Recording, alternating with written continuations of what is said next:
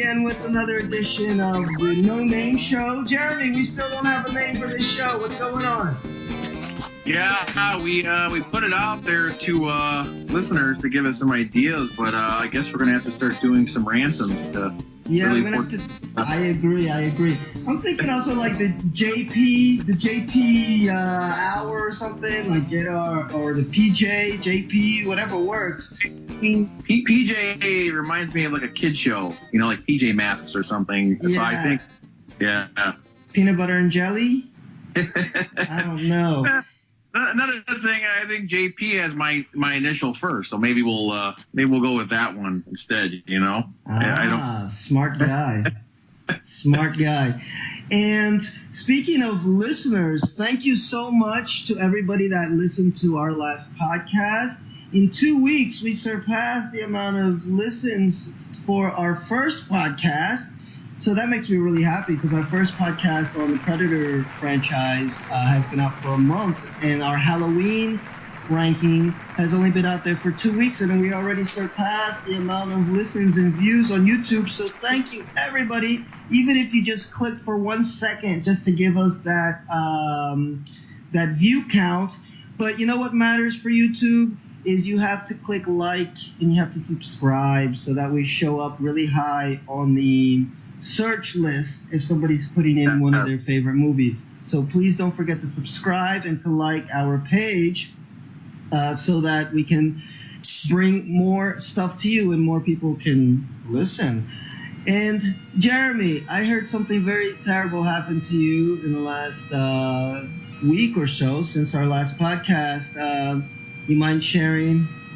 Yeah, this is a memoriam for my guinea pig, Carmel. Had him about 4 years. Guinea pigs usually live a max of 4 to 6 years. He was, by human years, somewhere in his 70s, I want to say, and he died of GI stasis. So I put so much money into trying to keep him alive, but he just had a blockage. I'm finding out now with his brother, I think he passed because he was eating all the food. So, when I was buying 6 to 8 things of parsley a week, I was like, "Oh, these guys are eating good." But I think Carmel was taking it all. So he's my little angel, and yeah, definitely, I won't forget him. This podcast is dedicated to the guinea pig. What was his name again? Carmel. And also shout out to your niece, I guess. Yeah, I saw some pictures. Yeah, I'm an uncle for the first time on my dad's side, and by blood.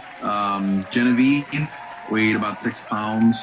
Got to see her yesterday. She's so little, and I can't wait to be there, with her from being an infant and growing up. And for my daughter, it's her first, cousin on that side by blood, and she's just as excited. So thanks for acknowledging that, Phil. Awesome. Yeah, so you got a little bit of sadness with the death of the guinea pig, Carmel, but you have some life also to counterbalance it. And tonight, guys, we have a special treat for you. We have a guest that's going to tell us all about movies. And the movies that we're going to talk about tonight, by the way, is the Friday the 13th series. So this special guest knows a lot about these horror movies. His name is Justin. He's the founder and the head honcho over at Talking Films on Facebook.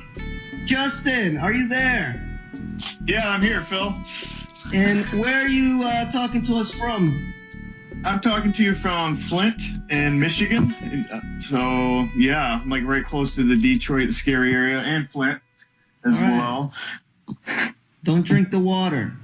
No, not the water. You mean that in a lot of ways. Cool. Yeah, we got a real international bunch because I'm coming from São Paulo down in Brazil. And Jeremy, where are you again, Jeremy? I'm in Sterling Heights, which is about 45 minutes south of Justin. And technically, I mean, me and him are both considered to be living in the Detroit Tri-County. So he's a little bit north of the Tri-County, but You could say we're both in the D. So, Cool. yes. Oh, we're both in the D. Okay. Let me ask you, Justin, Talking Films, how long has that site been running, and what made you start that site? I think it's been running now for almost a year and a half. Really, it just started, I was getting bored on Facebook, with the drama and everything going on all the time. And I just really wanted to talk about movies and find people that loved movies just as much as I did. And, just made it one night. Started it, added some friends, and before I knew it, it added up to over how many's in there now? Over 2000. What is it? I think it's over 2,000, which is impressive. And not only over 2,000 very active members, because there are some groups out there with that amount of members or higher that's very dead. So cool group. If you're on Facebook, look it up, Talking Films. Both Jeremy and I are in there, and you can read a lot of Jeremy's reviews. He posts them on there all the time, and they're awesome. Oh, yeah. Awesome reviews. So you can check that out. Jeremy, so of all the different film genres, what's your number one film genre? My personal favorite is the horror genre. I was talking to Justin about this the other day. We grew up, I think our generation, me being a mid-30s guy, we grew up with horror movies and started watching them at 6 and 7. Kids nowadays at 6 and 7 watch Nick Jr., I think I grew up in the golden age of slasher, boogeymen, type horror heroes like Michael Myers and Freddy, Jason, Leatherface. And so I think that genre is the closest to my heart. And what about you, Justin? It's, I grew up on them as well. I was born in 81. Friday 13th, I believe, was 1980. Or Friday 13th, 1980. Nightmare on Elm Street was 84. I grew up on it, and they were more like my superheroes. For me. Now we got Iron Man on the big screen. You got all that. Well, we didn't have that, so we had the Friday 13th or Nightmare on Elm Street. Which one was going to come next? Which one was going to be better that year? Horror for me is my number one. I still love it. That's about it on that. But, cool. No, I like that you guys are more into horror. I've always liked horror, but I've never been passionate about it. But it's interesting being on the Talking Film site and talking to you guys. I've gotten more into it in the past couple of years, and I've come to appreciate these types of movies more and more. They have a definite appeal to me, the survivor appeal. I'm more of a sci-fi junkie, but horror has really become part of my life in the last year or so. So, guys, just so you know, we're going to be doing a ranking of all of the Friday the 13th films, okay, which begins, like Justin mentioned, way back in 1980 and goes all the way up to 2009, and it's bookended, actually, Friday the 13th and then Friday the 13th in 2009. And Justin is going to be our referee this time around, okay? So as Jeremy and I go down the list, he's going to kind of give his opinion on our ranking, if he thinks that we're way off or if he thinks we're right on. And he's been given carte blanche to call us any names that he feels is suitable. So it should be interesting as we go along. Now, Jeremy, can you give us a little bit of a perspective of Friday the 13th? I know it's one of the top grossing horror franchises of all time, definitely top 10. It's made over $382 million at the box office. But where does it rank as far as film history? How did it influence other horror films, or maybe just films in general? Sure. I mean, it actually even did $464 million worldwide, which is astonishing considering the types of movies they were. But I think I talked about Halloween on the last podcast, coming out in 78. I said it picked up the reins from where Psycho left off, and Psycho came out in the 60s. Halloween kind of restored the glory to what the Psycho type movie was, and then paved the way to precursors for what would occur in the 80s and 90s with other slasher movies. Friday the 13th came out in 1980. Even though it came out a couple years after Halloween, I look at it as, okay, Halloween said, okay, look, guys, here's what we can do with the slasher movie. We've made it very successful financially, and we've showed you can be terrifying and entertaining. Friday the 13th said, okay, not only, can we be equally successful financially, but we can bring this type of movie into the mainstream. And so that's what you really had after 1980s Friday the 13th. You had a whole slew of slasher flicks. I look at least what Friday the 13th started out as, it reversed the formula of what Psycho was. You had Norman Bates worshiping his mother's corpse and then killing for her through the hallucination and delusion of listening to her. Friday the 13th was the mother, right, defending in the honor of her dead son Jason and going after all the camp kids in a flurry of vengeance. But looking at all the other films that followed, I think Jason, has to be considered, if not one of the greatest of all the slashers in the 80s. I would say, in short, Friday the 13th as a franchise mainstreamed slasher movies. And Halloween was like the precursor. It laid the blueprint out and said, this is what the potential is.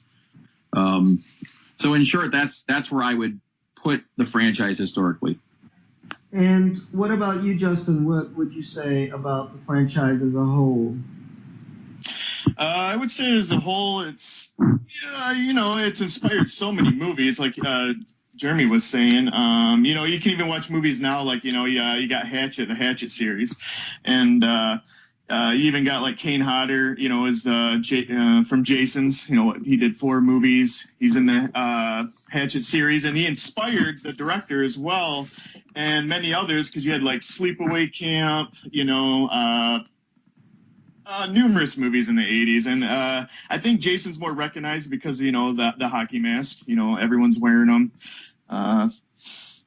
Really, that's it. I mean, also, it's the first franchise that really had rules, like don't have sex, don't do drugs, or Jason's coming, and which was always fun in the franchise as well. But it just spawned a lot of other horror films, and Jason has the most depth as well. So, I believe he's got. He's got a hell of a kill count, man. Yeah. I mean, what is it over? What was that? 110, 112. I think it's 160 actually, or something like that, because Michael Myers is the second ring. Yeah. So, but yeah, I mean, don't have sex, kids. Don't do drugs while you're camping. I agree. Now, this was my first time watching any of these movies all the way through, other than Freddy vs. Jason. But like you said, he's such an iconic character that I mean, who doesn't know who Jason is? And I'm sure I had seen bits and pieces of a few of these movies before. And I will say this, Jeremy, I know you're a big Mike Myers fan, but these movies were way easier to get through. I thought it would be tougher than the Halloween ones. Because the formula is so, I mean, it's repetitive, but it just the pacing was crazy. Crazy, and it just went through, and I went through maybe 2 or 3 of these a night sometimes. So I really enjoyed watching Jason kill a bunch of people. I mean, he's insane, The Halloween series is a bit more pensive, it's a bit slower, although I did enjoy those movies too. But these, I just kind of ran through them. I said, wow, this guy is incredible. So I really fell in love with Jason. He still doesn't surpass Freddy Krueger for me, but I definitely got a lot of respect for this guy after sitting through 2 weeks of Friday the 13th movies. Although I will say this ranking is going to be a lot harder than the Halloween movies, because the Halloween movies, like Jeremy and I had mentioned in the last podcast, they kind of have these clumps, the first 2 movies, and then that middle trilogy, and then kind of the reboot movies, and they kind of have their own identity, whereas Friday the 13th, man, it's really hard to rank because they blend together. Yeah, they blend together, and they were pumping them out almost like factory mode. It was like 1980, 1981, 1982, 1983. They were coming out. So I'll do my best. I have my notes in front of me here to have my ranking just right. But let's get to it, guys. Let's not waste more time here. And how many movies do we have? Oh, we got 12 total. 12 total movies. So, Jeremy, take it away. You can start with your number 12 pick. Okay, similar to my ranking with the Halloween movies on what was last to first, I have to go with the worst of all these. I'm picking Friday the 13th, the remake, the reboot, 2009 with Jared Padalecki. There's not even a whole lot I can say about this one. I like Jared Padalecki in Supernatural. Even Derek Mears as Jason, he gave it his all. I think this was like the role of a lifetime for him. But I'm not a fan of the tall, beastie Jason. And I don't think this movie gave us anything new to look at or think about from the other 11 movies before it. Didn't help either. Michael Bay was on as one of the producers. This one, I guess if you're a younger teen and you've never seen any of the Friday the 13th movies, it would have made a bigger impression maybe. But even in that regard, it was so by the book with very little to offer that this wasn't a hard decision for me. So it's my number 12. Well. There's going to be some fights tonight because, man, I ranked that movie so much higher than you just did. We agreed a lot on the Rob Zombie remakes, but I gave this movie a little bit more love, but I'm going to keep that a secret for now. Speaking of which, Halloween 2 Rob Zombie, that should have won an Oscar. I don't even know what you guys were talking about. No. Okay, Justin, I think your time on the podcast is over. You can go home now. I want everybody to know Phil is a big Trekkie fan. We're not talking the fun, entertaining Trekkie. We're talking the real intellectual thinking man's Trekkie, which I suppose if you do cocaine, you can get through them. So I don't know how valid Phil's opinion on this ranking is. And speaking of Star Trek, the ranking is coming soon. We are going to tie Jeremy to a chair and make him watch all of these movies. He will get through them. He's paying me. We're figuring out a number. He's paying me to do it and to watch them. So.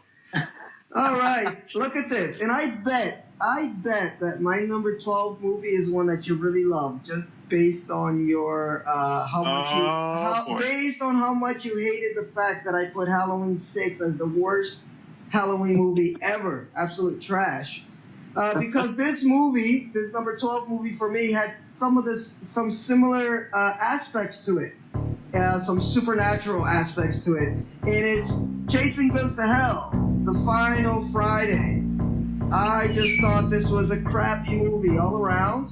It tried to bring in some supernatural elements to the Jason lore, that he was jumping from body to body, and that's why he could stay alive. It wasn't really him. It was the entity of Jason. It reminded me a little bit of Halloween 6 in its attempt to make Mike Myers more than what he needed to be, which is just this slasher killer that was scary all by himself. He didn't need all that extra baggage. And also, there was no Jason in this movie. He's just jumping from host to host. So he shows up at the very end, and there's a scene in the beginning where he's there, which was ridiculous, where they trapped him. It was entrapment. At least, there was no Jason in part 5 either, but at least that movie was a little funny in some parts. And there was like a possible Jason. So I trudged my way through this one, but I would definitely never put that movie on again. I did not like it. And Justin, Jeremy, Justin, go ahead. I just want to, I'm just going to come in and say he's on drugs again, so we got to get him back into rehab. Oh, no. No, I'm the handicap. I'm the unpopular opinion. I go with Jeremy on this one. I think Friday the 13th remake is trash. I think Michael Bay and all them pumped it out just get a new generation into it, but they were just showing tits, and that was a Jason running around shooting bows. I don't know. It just didn't feel like Friday the 13th to me. On Phil's take on Jason Goes to Hell, I actually liked it. I mean, it was a little different, but when you're watching them all at the same time, it's kind of cool to get a little different, in there. I watched the unrated cut, and what was cool is they brought back the gore. I mean, it's just like, part 1 through 4, where the prosthetics is awesome. They really didn't do any CGI in it, so I really dug it. I know it's unpopular opinion. Everyone hates that movie, but It's a little higher on mine, and I'm not gonna repeat a lot of what I'm gonna say now versus what I'm gonna say when I get to talk on it. But I have my reasons. I think you listeners out there will understand why I placed it where I did. In short, I think it came out around the time of Freddy's dead, and they wanted to try to kill off all these big name slashers. But hey, I'm happy, Justin, you didn't drink the Kool-Aid tonight, so good. I'm just gonna throw in there. Do you want me to say what I thought was the worst, or you just want me to go? It's up to you guys on that. It's up to you if you want. Oh, what do you think is the worst of the series? The worst for me was Jason Takes Manhattan. I don't know. I just couldn't get past. You're talking about the supernatural stuff. You got the little kid, swimming in the water, little Jason. The girl can see him. Kane Hodder thought it'd be cool to sound like Darth Vader, walking around that. Him breathing heavy. I can get used to that. But when you're breathing like Darth Vader and you're already dead. I mean, hell, by that point, what are you? Supernatural dead, But he's still breathing heavy, and then he's got this Darth Vader thing going on. And that's one thing I didn't like about the Rob Zombie movies, how he had Michael Myers breathing heavy, when he's killing and everything. Yeah. So that's where I put in my worst list is Jason Takes Manhattan, which he wasn't even really there until the last 20 minutes. So... that's my worst. But yeah, I'm gonna go with Jeremy on this one for Friday the 13th remake. Trash. Man, so hey, 1-0 to Jeremy. 1-0. I love it. Okay, my confidence is up. I'm regretting the fact that I invited Justin to this podcast already. Bill, you're gonna have to first and last time. You're gonna have to watch the Star Trek movies, the early ones. You should have paid Justin, to shave points for you, Oh, I know. I gotta be smarter. All right, guys. Let's move on to number 11. What's your number 11 movie? My number 11, again, this wasn't very hard to decide. Jason X came out in 2001. It's basically Jason in space. You could have called it Cyborg Jason. Really, on an objective standpoint, I could see how some people were like, okay, this is kind of cool, but very little to appreciate here. Kane Hodder, again, returned to play Jason. I love Kane Hodder, but the whole Terminator look they gave to Jason didn't allow Kane to put the charisma into playing him. I don't know if many people know David Cronenberg played a doctor in this movie. That was kind of cool. But coming out in 2001, it had a certain Dark Angel, Firefly, which I love those shows. I love the Joss Whedon type universe, but it had a certain feel like it could have belonged on the small screen. The production design was poor. They were docking the spaceships on Solaris, which kind of taints the masterpiece Solaris by Andrei Tarkovsky, the movie. Why even throw that name in? The ending kind of took it full circle. The whole hockey mask ends up falling like a star, and we kind of get this feeling like, okay, maybe it's gonna rebirth the cycle all over again. But for me, just cheese at its finest. So that's my number 11. I don't disagree with much of what you said. I ranked it a little bit higher, but not by much. For me, number 11, I'm actually closer to Justin on this one. I put Jason Takes Manhattan on for my number 11 pick. That was part 8, right? Yes. Not an 89. So I thought this movie should have been called Jason Goes to Manhattan, because half of the movie is on a fucking boat, and then when they get to Manhattan, they're like in the docks and the sewers. But I heard that this was because of like budget problems. They couldn't really spend that much money. So there's a few scenes where you see Times Square, but it very little of Jason in Manhattan in this movie. So for me, the main problem of the movie was the setting. They're on this boat, and it's really boring. And the characters are boring. They're really ridiculous. Like, they got the black guy that's trying to be the boxer. There's like a boxing scene with him. Although it was funny when he got his head boxed off. That was kind of yeah. I was gonna bring that up just now. I forgot all that. So I didn't really like much of the characters, like the dad to that girl that was afraid of water, but then she was on a fucking boat, and then there was that whole backstory of how he almost let her drown. It looked like it was going to be something deeper, like maybe he molested her or he abused her, and it's like, okay, he just like dropped her in the water like many parents have done in the past and told her to learn how to swim. I was like, what? So not much that I liked about this movie other than that boxing scene, which was vintage Jason deadpan, which is something I liked about this series. It had so much humor in it and a lot of deadpan humor in it. Yes. But not much to see in this movie, not even Manhattan, as a matter of fact. Yeah, we're not too far off. I think I found a couple things to appreciate with Jason Takes Manhattan, but I think it was unique having Jason on a boat instead of a camp, so it's distinguished by that. I thought stylistically there was a few nice cinematography shots when he's in New York, in Manhattan, and how they use the backdrop. But yeah, that's I can't poke you in the ribs on that one for putting it number 11. Yeah, I can't either, really. I'm with Phil on the, it's boring. There's kills going on, but at the same time, you're looking at your watch, and it's an hour and 20-minute movie, 25 minutes, and it just drags on.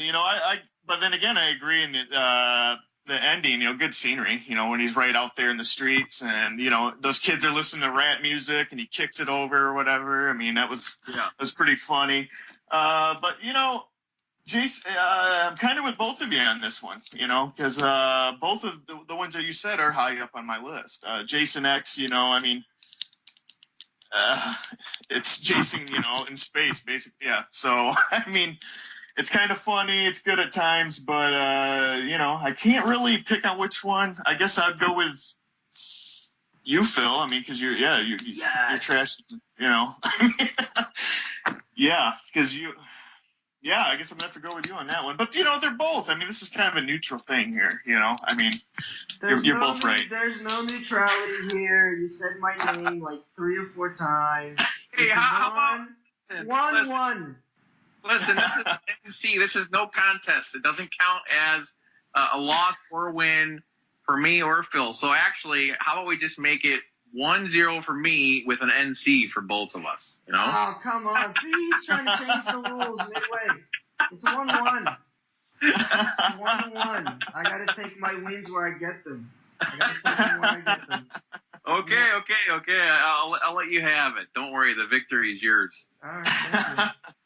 And all I put in, when I watched them, I just thought Friday the 13th remake is right up there. That was my number 11 as well. So yeah, it's not really much else to say about it. I already kind of complained about it when we were just talking a little bit ago. So, but yeah, that's mine. I think they need to revamp it. Speaking of which, I don't know if you guys ever checked it out, but the Never Hike Alone is great to watch on YouTube. It's like 20-something minutes long, I think. And it's just a guy with a camera, and he's got Jason in it, and it's pretty stellar. I mean, it's loved by many, and they're even selling it now. You can watch it on YouTube, but they're selling actually the physical copies.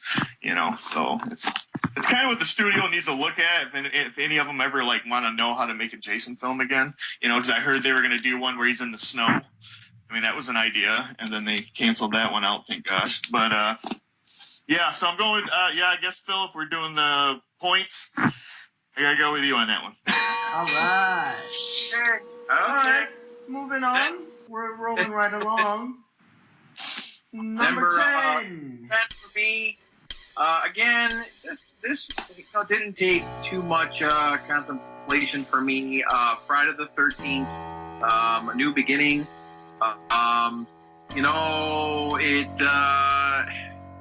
For me, you could probably call this. I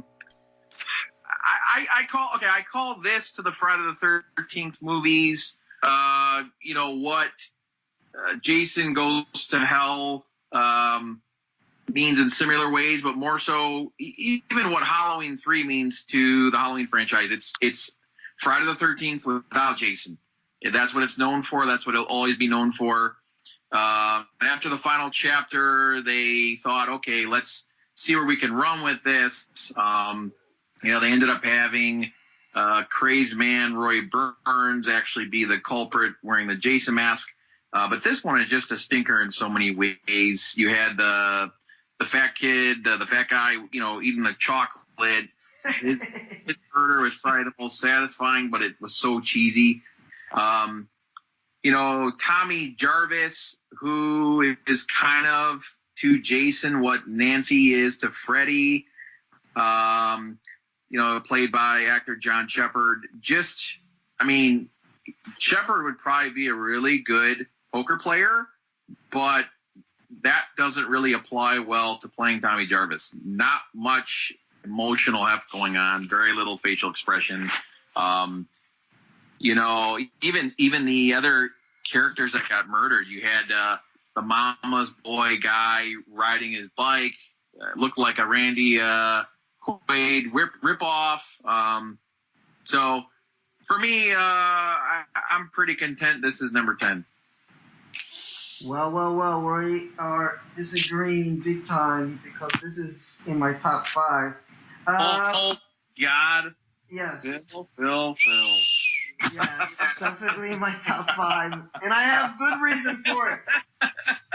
But we're at number 10, so we're going to stick at number 10. And for me, the number 10 film, after watching all these back-to-back-to-back, was Friday the 13th, Part 7, The New Blood, from 1988.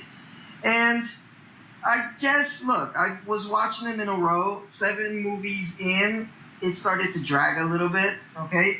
What was funny about this movie, I was reading up on it afterwards, and one of the producers, this lady named Barbara Sachs, I don't know if she was joking about this or not, but she wanted this movie to be Academy Award worthy. But for me, that's on the Wikipedia page, so, take that for what it is. But for me, it just towards the bottom of the list.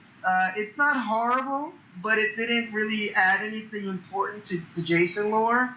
Except, it had this whole Carrie meets Jason vibe with this girl that had telekinesis powers.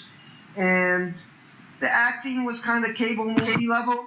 something you see on Lifetime, just with a lot more blood. The one redeeming quality was Kane Hodder. Is that how you pronounce his name? Kane Hodder. Hodder. Hodder. You're offending me even more, Phil. You just offended me even more. You called me.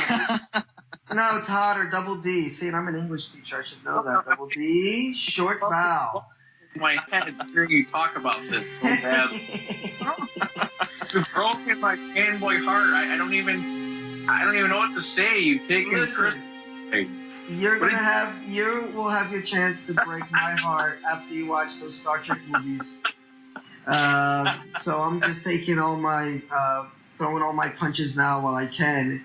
But I'm telling you, I really like Kane Hodder. He was, I mean, he brought something different to the character, and he had an awesome look. Jason just had an awesome look because he was trapped underwater for God knows how long. I mean, the timeline for these movies is kind of bizarre, but anyway. His skills are very brutal.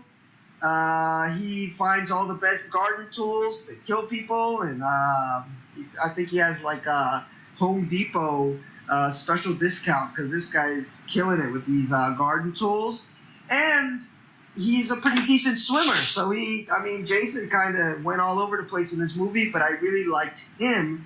But the story itself, I thought, was like, what am I watching with this girl with the doctor, the psychologist, and she's moving objects. Bizarre movie. But yeah, that's my number 10. Yeah, I mean, I'm going to agree with you guys both, and I'll tell you in a second. Like, the New Blood, the Carrie thing, from what I remember, that was supposed to be Freddy versus Jason. And then some things went wrong with the studios, and so they kind of came up with the whole Carrie thing, But I got to go with Jeremy on this one because I don't really. The New Beginning, man. That's just it's just not that good. I mean, there's some good scenes in it, like the kid who gets killed with the chocolate bar or whatever. That's actually the guy who kills him. Suicide. He plays Suicide on Return of the Living Dead. I mean, I don't think he really said anything, but maybe get the fuck away from me or something before he axed him to death, which that took me by surprise. But I'm going to have to go with Jeremy on this, but, Phil, you're right there in the money, too, because, New Blood, on mine, I do have, actually I have, what are we on, number 10? So I have Jason X for mine, and I've already rambled about that one. But, I got Jason X, but, the next few is right there with you guys. So there's not really too much disagreement on either of you guys on that one. All right, but, cool. But the more important thing is it's 2-1, Jeremy. Yes. That's so close, Phil. You did a good job on that one. God damn it.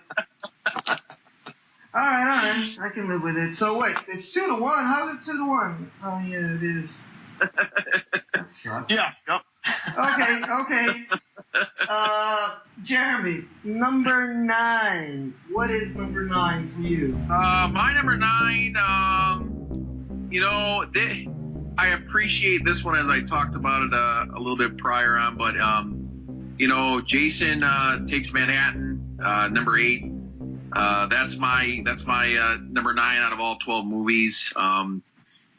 The goods, I liked the cinematography. I liked some of the stylistic shots. As Justin mentioned, Jason kicks down the boombox. That was culturally significant and comical. There's a point where he's walking around Manhattan with all the city lights, and it was like, okay, Jason's finally arrived and imploded on a level of fame. And this movie was really kind of the end of the rope for the franchise. Where the next entry was Freddy versus, or not Freddy versus Jason. Jason Goes to Hell. I actually even liked the fact that, hey, we never got Jason on a cruise ship killing people. That was unique. But the bads, there's a lot. All these characters were caricatures, meaning, okay, they figured let's try to make the cast as racially diverse, and let's try to fit in everything we can culturally and racially with these people. You know, you had the girl who wanted to be like Alice Cooper, and you know, you had the Survivor girl, typical blonde Caucasian. You had the black guy who wanted to be the boxer. You know, it just didn't work in that regard. Kane Hodder, who I think is the finest Jason of all of them. You know, even the breathing, I didn't mind too much. That didn't bother me. The opening kill when he gets on the boat and slaughters that couple.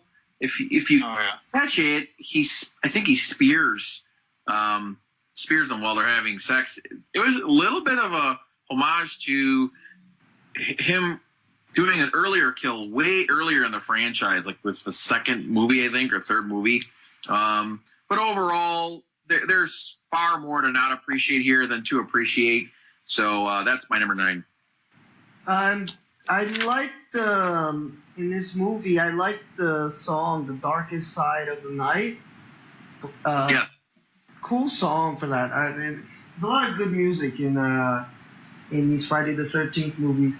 But I agree with pretty much everything you said. And the breathing didn't bother me that much. Not as much as it did with Mike Myers and the Rob Zombie ones. And he even talks in the Mike Myers one, you know, when he's killing the doctor. He's like, die!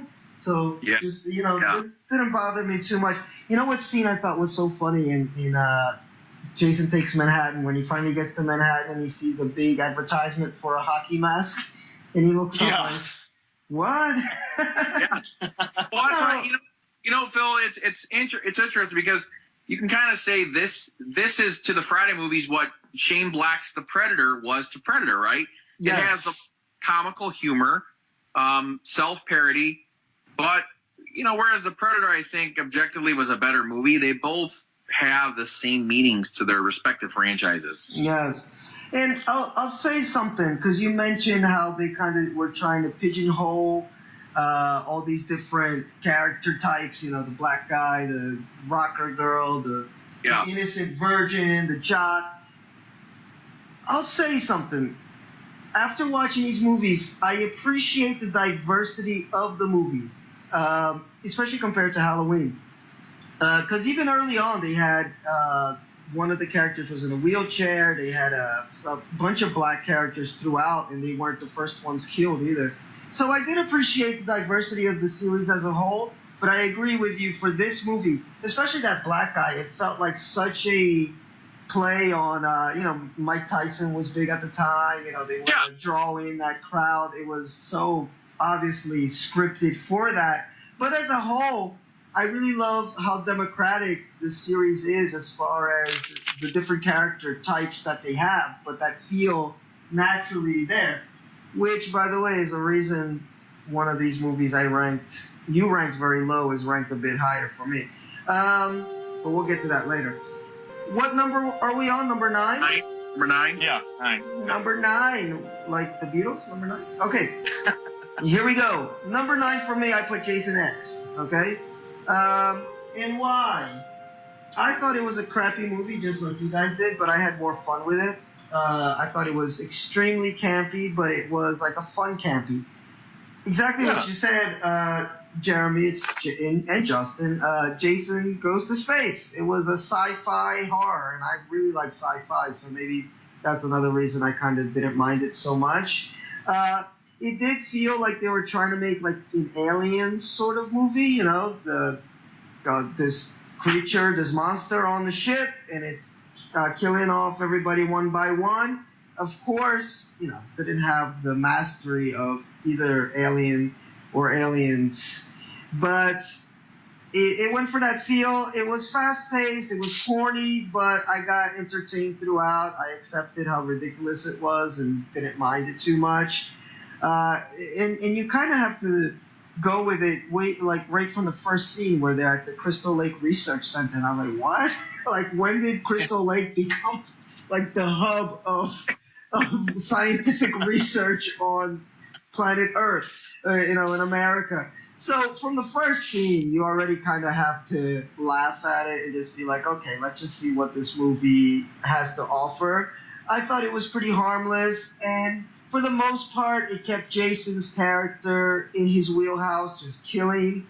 Some of the killings were really awesome. I love that scene where he takes the girl's face and puts it in that, what was that, what do you call that, nitro? You know, his chamber, yeah. Yes, and then he smashes her face off. And even his own death scene, you know, he comes back after that and turns into Uber Jason. But even that scene was awesome, where the artificial intelligence girl, the AI, is blowing off pieces of him one by one. I thought that was cool. Was it a stupid movie? Yes. Was it horrible? I can't say so. And there was a nod to Star Trek, guys. Oh, God. The girl that was frozen, she was in that cryogenic sleep chamber. When she came back and they were trying to escape the ship, she said, "Can you beam us off this ship?" And the guys were like, "What?" So, yeah, Justin, just so you get some insight, if Jason wore the Michael Myers mask, which resembles Kirk, I think, you know, Phil would have had this as number one on his list. Oh, yeah. I probably would have. I would have had an orgasm. Yes. For sure. That would have launched it. I mean, it would have taken it to new levels. Oh, no, guys, I always like to read up on the movies after I watch them, and I did read up, even though this is like the lowest as far as box office of all the Friday the 13th movies. It only made $20 million, and that's adjusted for inflation. It's got a bit of a cult following. Like, people have begun to appreciate it a little bit more for its quirkiness and whatever it was trying to do, and even for some of its effects. So I'm not on the wrong side of history completely with Jason X, I hope.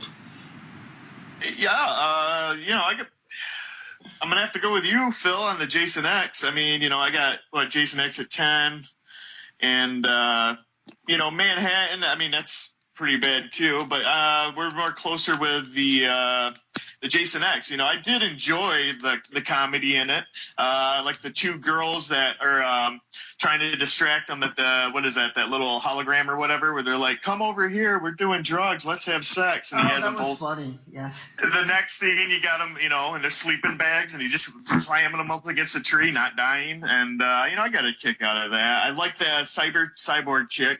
You know, it really kicked his ass there in the end, and. But I'm going to have to go with you, Phil. I mean, yeah, Jason X for sure. I mean, Manhattan, I just can't get with it. So, point to you. There you go, back in the game. It's a tight race to the top. This is what Tim Donaghy did in the NBA. Just remember, the Sacramento Kings should have beat the Lakers in the early 2000s, people. So this is what's going on here. So if we get more listeners, they can probably catch on to the conspiracy happening before our eyes. Well, I will say this. Justin and I had about 10 minutes where we spoke alone before you came on. I cannot divulge what we talked about in those 10 minutes at all. Justin, just don't forget to send me your PayPal info. I will right after, Phil. Don't worry about it. Don't forget about that. But yeah, Jason X wasn't that bad. It was corny, but it worked for me. It's fun, you know, for being number 10. You know, they had a good time with it. You know, they tried something new. You know, I go with you, Phil. So yep, go ahead. We're tied at 2 apiece. Moving on. Okay. To number 8. Number 8. You know, this one. This one's a little bit harder of a decision for me. I kind of contemplated between, you know, this and another movie, but I'm going to put Friday the 13th, Part 2. You know, it has some significance. You know, I mean, if you look at it on a level of logic, basically it comes out after Part 1, and Jason somehow grows into a full husky man very quickly. It looks like, you know, the killer from The Town That Dreaded Sundown. with the whole Jeremy, that's what happens to me after I eat tacos. I grow into a full husky man.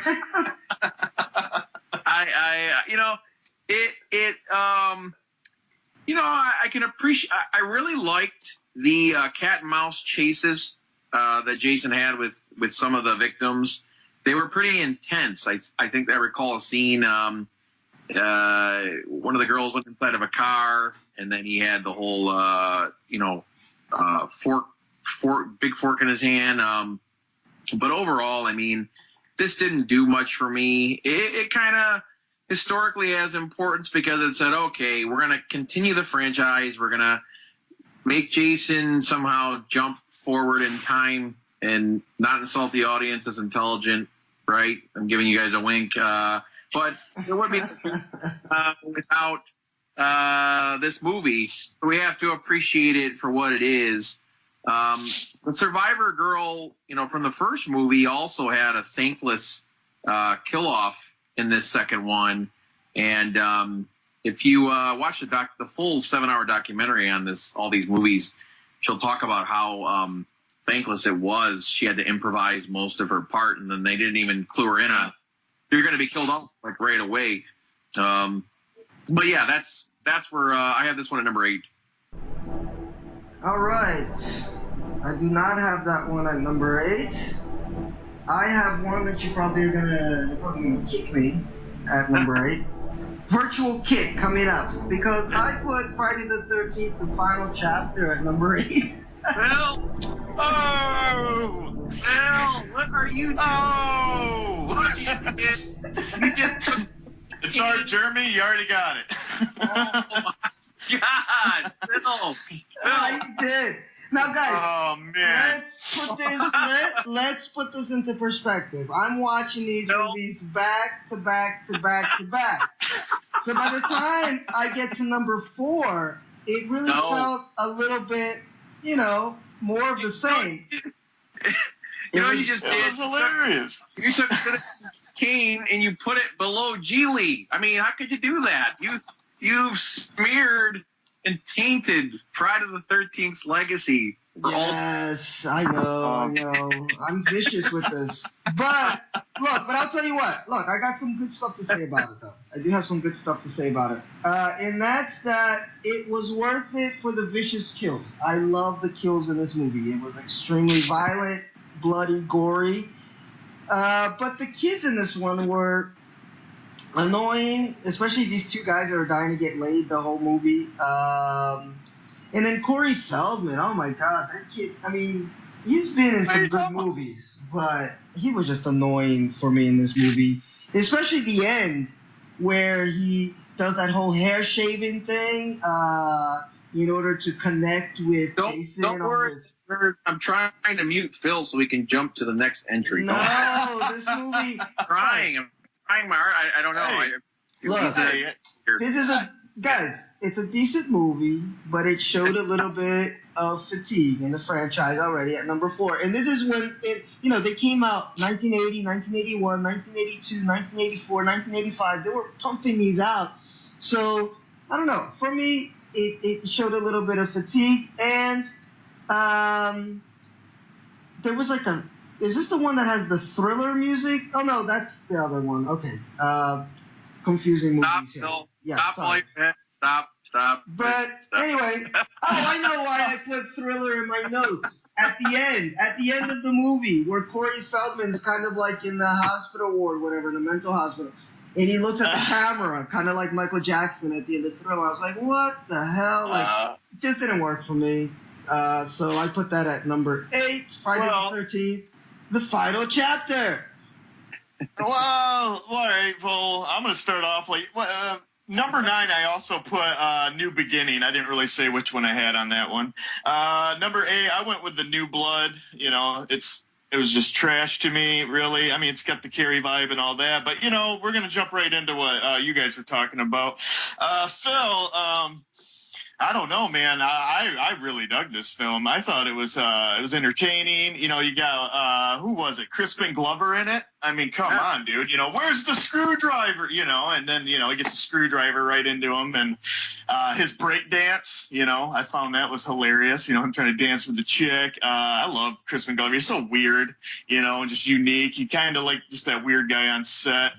Corey Feldman going ham on Jason in the end was awesome, I thought. He got his hair sticking out, looks like shit. You don't even know if he's going to be the next Jason, at the end. But I liked it for the kills and just the comedy, it was ridiculous, but it was fun. I mean, I really dug it. Yeah. But you're wrong on this one, Phil. You're wrong. Yeah, I mean, there's just so many things, like like I said, the break dance. Oh, and that one guy comes in to save the day. He's looking for his sister, and he's in the basement. And Jason's going to stab him. He hasn't stabbed him yet, and he's screaming. Yeah, he's killing me, and he hasn't stabbed him yet, I'm like, what the hell? Dude. See, that's the stuff that for me was like, what's going on? I noticed that, and I didn't dig it too much because it was the main girl was dumb. I mean, she was, they made her really dumb in this one. But, they had a 14 body count in this one, and I think that was higher than, the previous ones, I believe. So, listeners, don't worry. I'm gonna bring justice to what this really means to the This guy here, Crispin Glover. Okay, I'm looking at the images here. He's the kind of gayish guy in the movie. Yeah. Okay. He's the one who gets laid finally, then he gets killed because he's looking for the damn expensive screwdriver. You can buy it fucking Myers. Okay. Yes, I remember who this guy is. Okay, I just remembered, and I remembered why I didn't like many of these characters. But anyway, Jeremy for sure will redeem this for all the fans out there. But for me, it stays at number 8. And I lost a point, I guess. So I didn't lose a point. I don't lose points for that, right? I just didn't get one. Shame. Although I think it was close to that level of offense where you were going to dock me a point. Let's just call this the equivalent of Phil kneeing me in the head with my hands down in a UFC fight, and they took away a point, right? That's what the ref does. So let's just call this. He didn't knee me just once. He just said, "I'm going to knee you 3 times as quick as I can." I'm in the penalty box. Come on. I'm not. No docking of points. I need all the points I can get because it's gonna get worse. Because I'm looking at my list here, and some of the titles you've already put at the bottom. Like, oh man, I'm gonna have a hard time defending these movies I put in my top 5. But go ahead, man. It's on you. Okay. So now we're on to number 7. Is that correct? Yes. Okay. This one, I guess it just depends on what you were looking for when you watched it and what's important to you. There's a lot I like about it, but there's also a lot I didn't like about it. Jason Goes to Hell: The Final Friday is my number 7. I liked that John D. LeMay was in it. People don't know he was one of the core protagonists from the Friday the 13th TV series. They brought him in here not really to play the same character, but as a little tribute wink that, hey, we're using him again in the franchise. This came out 93, really not too far after Freddy's dead. It was a time when they wanted to kill off, the slashers. And when you look at how you could kill somebody like Jason if you were going to kill him, I thought they did a good job at being imaginative. It was you had the bounty hunter Clayton Duke, who figured out that Jason had to be killed by one of his own bloodline, by a special blade. You look at the opening, Jason gets baited in by this attractive naked woman, right? And what does it lead to? He gets blown to bits. And it's a piece of irony that, he was killing all these teens and young adults for having sex, right? It was the moral lesson of the franchise. How ironic he gets baited in by that. Now, his spirit jumping in from body to body that's a real polarizing concept they put on here. I don't like it because, again, it's not Jason. Very similar to that Friday the 13th Part 5 wasn't really Jason, but it kind of was Jason. It was Jason's spirit, his soul, his entity, which it allowed you to see just how strong and menacing and crazy superhuman he was being in someone else's body. Didn't like the whole gore of eating the hearts type of thing. I like the Kane Hodder cameo in there where he plays himself without being in costume. I even like the look of Jason's head being mutated as a piece of continuity from, being all mutated from the chemicals of Jason Takes Manhattan. But overall, I mean, I think this movie shows us more than anything, we need to see our horror heroes in full body to really be entertained and appreciate them. And I think it was kind of a little learning lesson that, you can't take Freddy's soul and put it in another person's body and have them talk like Robert Englund. It just isn't the same. It never would be. So it's number 7, and I hope I've covered it in fair fashion. Cool. I put it obviously a lot lower because of that exact thing that you said, that polarizing thing about it not really being Jason, in bringing this mysticism into the series that I don't think the series needed. I mean, it's a very straightforward formula. Why try to bring all this extra stuff in there? It didn't work for me at all. And before I go to my number 7 pick, Justin, we were talking a little bit before we went on about this movie has a tie-in with the Evil Dead series. Yeah, they have. They kind of winked at the house was kind of like the cabin in the Evil Dead's because they got the Necronomicon or however you say that. They got the actual book. It's on the shelf. Like I believe the guy or someone picks it up and looks at it, and it's the exact book of Evil Dead. And they did a little tie-in there. I don't really know how much they were trying to do there. I know they were just kind of like winking at us. They did this also in Evil Dead 2. They got Freddy's glove up on the tool shed above the door, and Sam Raimi and Wes Craven always playing jokes on each other. I don't know if Jason Goes to Hell was like a little wink at Sam Raimi. I'm assuming yes, or to us fans. But they definitely had the book in there from the Evil Dead series. Now I don't know how close. Well, I got a quote here from Marcus, which was the director, and he said that it is actually connected. And he said that nice. Pamela Voorhees makes a deal with the devil by reading the Necronomicon. How do you pronounce that? Necronomicon. Yeah, Necronomicon. We're gonna get hit for this. Necronomicon or something. Yeah. So she's reading that. She makes a deal with the devil to bring her son back. That is why Jason isn't Jason. He's Jason plus the Evil Dead. And now I can believe that he can go from a little boy that lives in a lake to a full-grown man in a couple of months to refute Jeremy's husky comment. Let me just finish this. To zombie Jason, to never being able to kill that guy. That to me is way more interesting as a mashup. And Raimi loved it. It's not like I could tell New Line might plan to include the Evil Dead because they don't own the Evil Dead. So I had it be an Easter egg, and I did focus on it. There's a whole scene that includes the book, and I hope people would get it and could figure out that that's what I'm up to. So yes, in my opinion, Jason Voorhees is a Deadite. He's one of the Evil Dead. Go ahead. Nice. Oh, yeah. This has all been confirmed, though. In a series of graphic novels, Freddy versus Jason versus Ash. Yep. Jason draws his power from, the whole Deadite realm. So even though it's kind of hinted in an article as a, conspiracy theory, rumor mill, it's been affirmed in the graphic novels. I personally love it. So. Yeah, and it does explain a lot of why he has these powers to just keep coming back. But again, for me, not necessary. Just pop them up, just prop them up and get him killing people, and I'm happy. Number 7 for me would be from 1982, Friday the 13th, Part 3.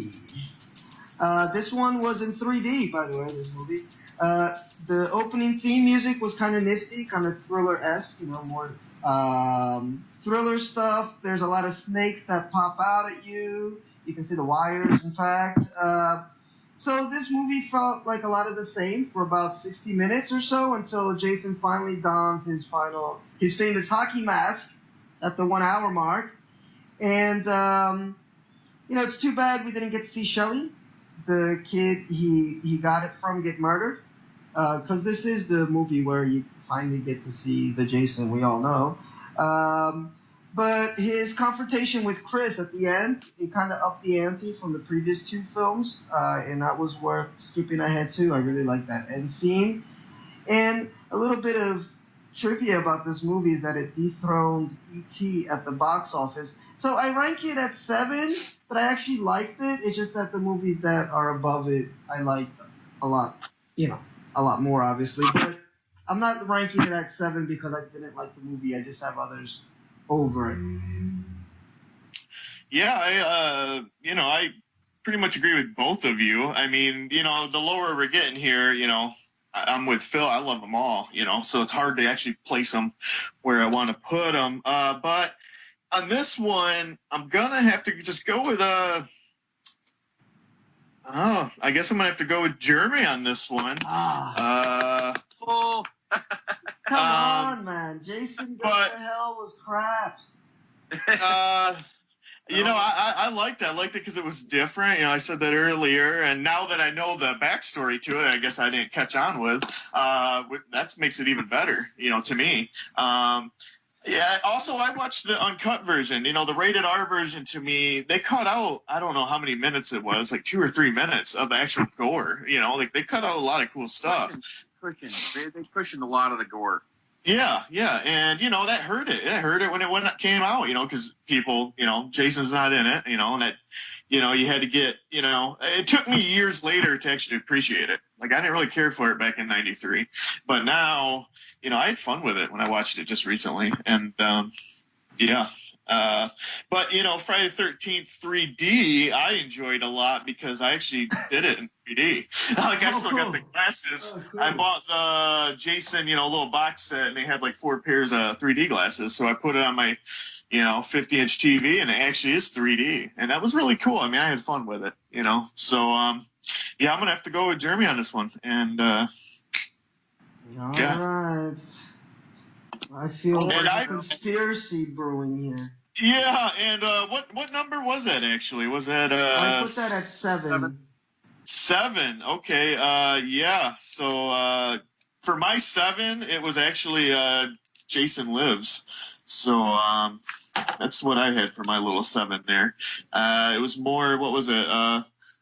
Is that the one where Tommy comes back, I believe, and he's older now, or he's not? They cut out part 5 completely, or is that 6? Yeah. They give Tommy the Jason treatment where they shoot him up with steroids and he ages very quickly. But it's that one we're gonna talk about later. Yeah, we're gonna talk about Jason Lives. Okay. I think I might steal a point from Jeremy on Jason Lives, so I won't give too much away. Anyway, going to number 6. Number 6. Number 6 for me, and again, we're about, we're in the upper half, the first half of what these rankings are going to be now. It's not that I don't like it. It's just that I saw other entries as being better. Friday the 13th Part 3 is my number 6. I don't have the nostalgic personal ties to it that Jason has with the whole 3D thing. I got that more with Freddy's Dead. But, Part 3 is significant. Why? It's the first time Jason puts on the hockey mask, right? So you have to give it kudos for that itself. Outside of that, though, I really, just in my opinion, this one, it's kind of, it picks up right after the second one, yet it's not as good as what Halloween 2 was to Halloween. When you look at that whole back-to-back, one long movie type feel. The scenery, I think they filmed some of this in California, even though, I think the locale's supposed to be New Jersey. But this one just didn't have enough outside of, okay, what do we remember part 3 for? It's Jason putting on the hockey mask. I didn't get much more from it than that. So that's where I have this one. Well, that's probably the closest we've been all night, because I had that at 7 and you had it at 6. But I agree with you. Nothing special about it, except for the end. I thought the end chase was really awesome. But and obviously him putting on the mask for the first time is iconic. And this movie dethroned E.T. at the box office, so there's a little bit of trivia there for you guys. So, my number 6 is Friday the 13th, Part 6. Jason Lives. Hurt my feelings again. Oh, no. I know that, look, my first line of my notes here is this is a fan favorite. And it kind of doubles down on that meta humor that it had started from the 5th movie. But I thought it went too heavy on the humor. And it kind of, Jason lost a little bit of his threatening vibe. It was really entertaining. I liked the new actor that played Tommy, because there was a different character that played him in Part 5. And Jason also goes, like, he's got special powers, because he comes back from the grave, if I'm not mistaken, right? At the beginning, there's a cameo with Corey Feldman where they're at the graveyard and Jason comes back to life due to the electric shock. So this is the first movie that really shifted the Jason in the franchise from just this really strong murderous guy that you could kind of, sort of explain why he survived, at the end of the movie, to, no, this is just a supernatural death machine now. So that's important to the mythology, obviously. But it didn't grab me as much as some of the movies that I put higher on the list, even though, it had a lighter and peppier tone to it. For me, that kind of put it down a little bit because of that. Yeah, I can't really disagree with any of you guys. What one are we on right now? 6? Is that what we're doing here? Yeah. Damn, I got to go with Jeremy again because that is my number 6. So oh, no. It is.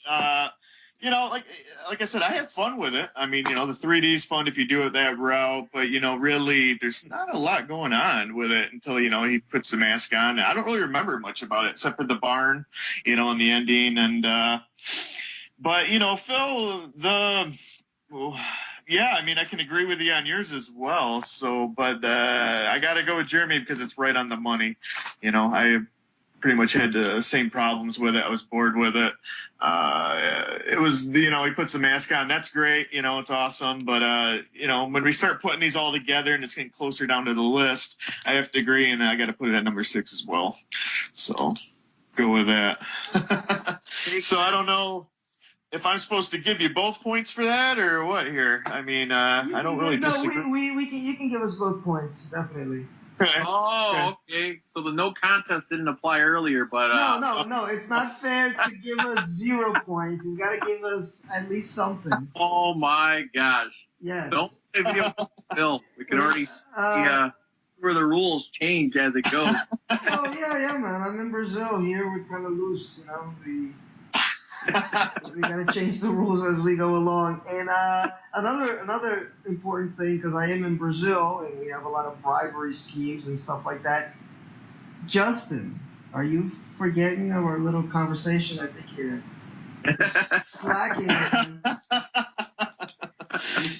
Yeah, you're gonna have to message me. We gotta talk about numbers again. So yeah. Oh man.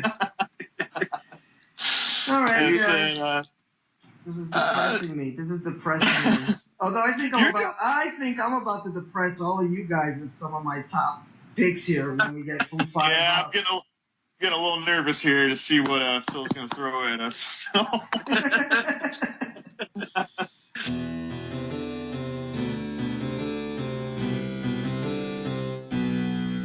Okay, number 5 for me, and again, I want to reiterate,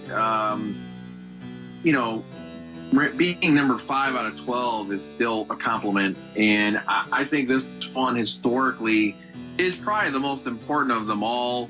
So in that regard, I give it kudos. And it's interesting that I'm going to put Friday the 13th, the original, the 1980, as my number 5. Whereas I think, Phil, on our last 2 podcasts, Classic Predator was number 1, and then we ranked, or at least I ranked, the original Halloween as my number 1. I'm putting the first Friday the 13th as my number 5 because it's really not Jason going around killing the victims. It's Jason's mom, Pamela Voorhees. Starting off with the goods, I really liked, Betsy Palmer's work as Pamela.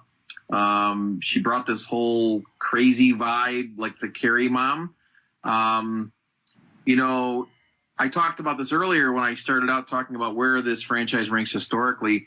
Norman Bates was the one going around killing and in delusion and hallucination that his corpse mother was still alive. They flipped it here, and it was Jason's mom going around killing in the name of her dead son. This launched the moral thesis for what the Friday the 13th movies were about. Justin mentioned, okay, Jason is this entity, right, that is cautioning, don't have sex or don't have sex too young, right, or he'll kill you. That, I think, was initiated here, but I think you look at Jason's death as a boy, it's the boy who cried wolf. He drowns and is neglected. And so there's this moral vengeance that his mom will seek justice for him. I also really, really liked, Sean Cunningham's direction. By the way, he directed a lot of softcore porn, and I'll get to that probably a little bit later.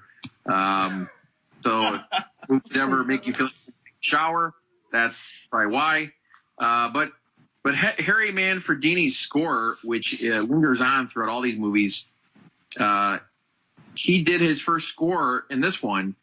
And if you notice at the end where, the girl's on the boat, it's quiet, he baits us in with a very calm, scenic sound. And then that's when the Jason as a boy lunges out of the water and, goes for the grab. That was kind of another historical moment for the genre. So, and then of course, as I said, Halloween laid the blueprint. Friday the 13th said, we're going to make it mainstream. And then you had all these movies, The Invitation and Silent Night, Deadly Night, and 20 other slasher movies that came out afterwards. So, I have number 5. Cool. By the way, I was reading up on that ending, and they said it was compared a lot to the ending of Carrie. Anybody want to talk about that? Well, I think, maybe Justin can chime in. Carrie had a similar bait and switch with its own score. And I think, Manfredini, that's what he was doing. He was pulling a bait and switch on wanting to kind of bait the audience in, okay, the horror is over, you can relax, but wait a minute, no, it's not. So that's kind of where I see the parallels. Cool. Yeah, I think when they were actually doing that ending, wasn't it kind of some wanted to do it, others didn't, and then they were thinking about maybe throwing a sequel in there, so that's why they threw it in there. Jason jumping out of the water, because some of them, just didn't really see that should have happened. I believe even the director. Who was the director in this? Sean Cunningham? Sean Cunningham, yeah, the softcore porn director. Yeah, someone in there, when you watch all these together, and I watched the documentary all together, kind of all just melts in. But it seems like that was kind of a big thing there. They were talking about, well, should we do this? Have Jason jump out of the water? And then they decided to. And then, Tom Savini did an excellent job with the effects, make Jason look the way he did. But, yeah, I know the song. How does that song go, actually? Kill, kill, kill, ma, ma, ma. And I that's think kind of how. Kill, chop, chop, chop. And what Manfredini did was he took one piece of dialogue Betsy Palmer said, where it was the way she said kill, and he just kind of replicated it as this echo, So she says kill, and then he just takes the opening half of her pronouncing that word and just echoed it. And I mean, I thought it was brilliant how they did that. Yeah, it is. Yeah. I mean, look at it now. Everybody knows that now. The score to that. So, about it. Where are you at, Phil, on this? Number 5, right? I'm on number 5. I have Friday the 13th, the original, but it's a little bit up on my list, a little bit further up, the original. And number 5 is the one where both of you guys get your feet prepared to kick me. Okay? But Alrighty. now I'm saying this as somebody that thinks that Rob Zombie should never touch a Halloween movie again, and who thinks that every copy you could possibly find of that Nightmare on Elm Street reboot should be burned. You already know where you're going. No. Here it comes. And I put Friday the 13th, 2009 as my number 5, and I watched it just last night, I believe. So it's really fresh in my mind. Now, why did I actually like this movie? Phil, I have to pause you. I have to think you watched The People versus O.J. Simpson and watched his defense attorney and how he found all the angles, right? I mean, before you go on this defense, I'm hoping you have something to wow me. If the glove fits, you must acquit. And the glove fits. I mean, this is Jason. I like this take on Jason. He moved faster than we're accustomed to, except if you go back to the originals. I mean, the originals, he was running after those people, which I really like. So he was a more intense Jason. I didn't get turned off by him throwing, like, he got the whole bow and arrow action, because I think in Friday the 13th Part 3, he was shooting some harpoons at people. So he's got archery skills. He definitely has archery skills.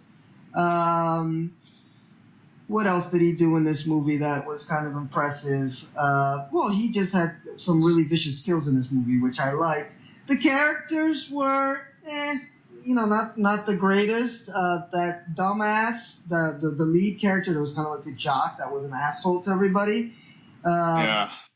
I was happy when he got killed, which is cool, though. It was not like I'm really annoyed by this character, I hope he dies soon. It was like, yes, he's getting his, And I loved in the car when Jason, he's trying to get away in a cop car, and he screams finally, and he screams like a girl, and I thought that was such a cool touch, because the whole movie they're trying to make him to be like the alpha male, but really he's just a scared, little shit. So he's like, ah, when he sees Jason. I thought that was funny. You got Michael Bay produced this, and the same director was the director of the Texas Chainsaw Massacre reboot, which I also really like. Obviously a lot more than this one, but I thought it had a similar vibe to it. They kept the similar elements from the original movies. In fact, there's callbacks to, I think, the first 3 or 4 movies. There's callbacks in this movie. They kind of get all those 4 movies and put it into one, which was really cool. And they just took that original formula and they amped it up, obviously, for a new generation. It's a faster, Jason runs a little bit more. I didn't quite get into the whole fact that he kidnapped the girl, although there was it made sense within the story. You know, she kind of reminded him of his mother. She had the little locket, which is, again, another callback to Friday the 13th Part 2, where at the end the girl is talking as if he's his mom, and that seems to be the only thing that gets in his head. So I thought that it respected the original mythology. It didn't stray away, try to make like Rob Zombie did, kind of just do his own thing. It actually did a better job at something that Rob Zombie did try to do with Halloween, which was make us feel a bit sympathetic to Mike Myers. This movie had tinges of that, but it didn't go overboard. We still were afraid of Jason. It had him crashing through the windows, which is a classic Jason move. I liked how he killed that little Japanese kid in the woodshed. That was kind of the tool shed. That was kind of cool. So, again, not the best of the best, but I didn't hate it as much as you guys did. I had fun with it. Yeah, it's I mean, it wasn't, it's not as terrible as what everyone says, I guess. I did watch it recently, and I was still bored by it, because there wasn't really nothing new. But I got to give it to Phil on that Jock guy. I had a lot of fun when he died, and when he screamed, that was hilarious. I really dug it. I guess you're right. Jason does run a lot in the the first few, before he becomes Frankenstein Jason and all that shit. But I'm gonna have to go with Jeremy on this because we're so low now on the list that obviously it's going to go with him. So, but, I do agree with you, Phil, on a lot of those things. And it was kind of cool how they wrapped all 4 of the movies up. For all these new kids, they have no idea who Jason is. And they might have caught Freddy versus Jason, But, I'm going to have to go with Jeremy on the Friday the 13th Part 1. And what was that, number 5? Is that where we're going? I put that at number 5. I put that at number 5. I threw in Part 2, the sack Jason. I just didn't really feel it. I mean, it was still good. It was really good, but, it still had like 10 kills, I believe, in it. The main girl kicked, I think she even kicked Jason in the nuts, if I remember correctly, So it was, it was all right. But for me, my number 5 would be Part 2. So, but I'm going to have to go with Jeremy on the, I know. I figured I was in a losing battle, but I gave it my all. Yeah, I mean, you put up a good fight at least, I mean, it's so easy to shit on these remakes because they're obviously never going to be as good as the original, and sometimes I don't know what it is. If it's just the camera work or the type of film, there's something about these new movies that doesn't give you that scary. It almost feels like a more independent movie, the originals, versus the new ones that come out with these classic characters. So it's tough. It's easy, I should say, to shit on them, but every once in a while I'll give them credit. Although maybe at the end of the podcast we can talk a little bit Halloween, because I know Justin saw that and he can give us some thoughts. So every once in a while, it seems like they can figure out how to make them truly scary. Yeah, I mean, you just gotta have the right director and the right direction where they're wanting to go here. Like that, like you said, Texas Chainsaw Massacre. I thought that was great.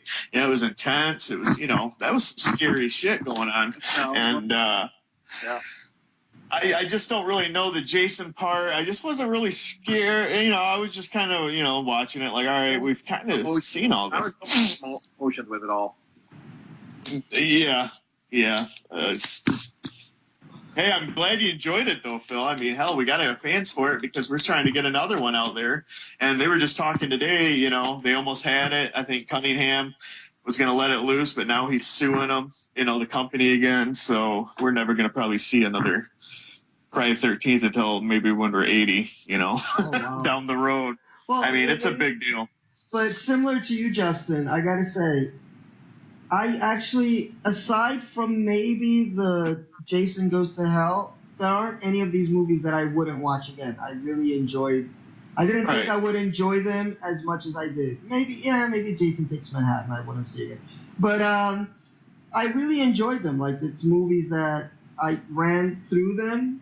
And I think I even messaged Jeremy when I first started watching them. I think I ran through like the first 4 on a Sunday. It was raining here, Yeah. and I would just like I was surprised by how much I really, really dug these movies and this whole franchise. So none of these, I mean, these could change from day to day, you know, depends on what's on. Exactly.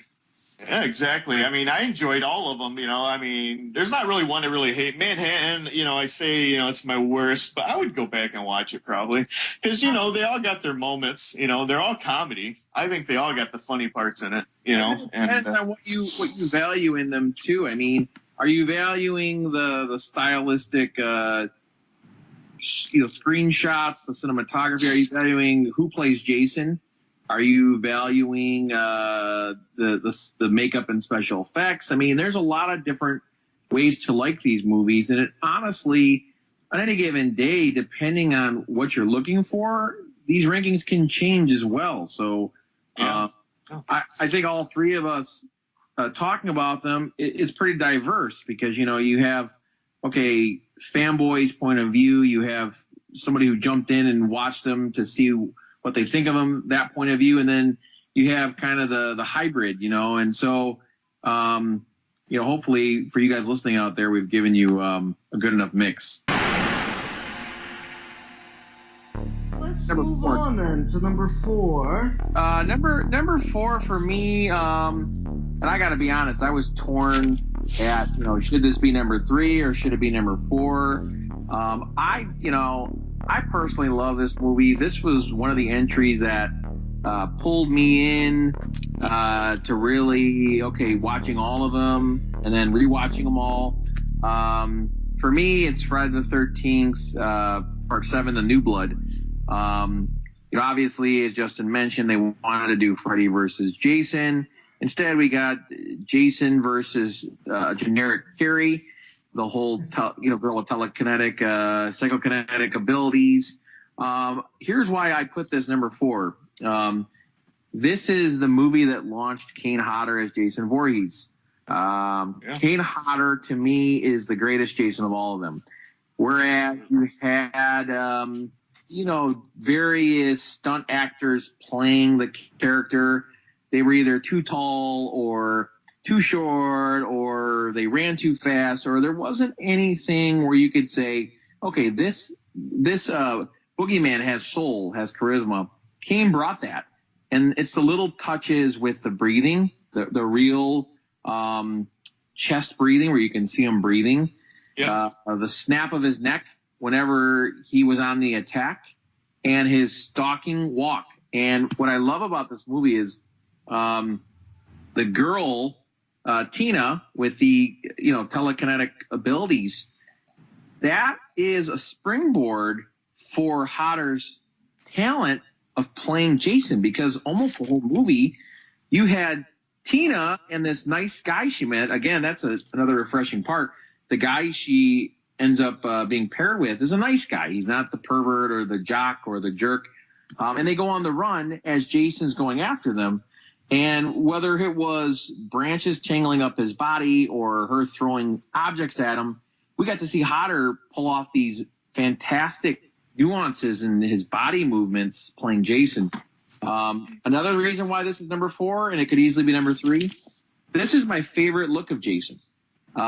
This is the peak Deadite look, the worm-eaten, mud-soaked black ash skin.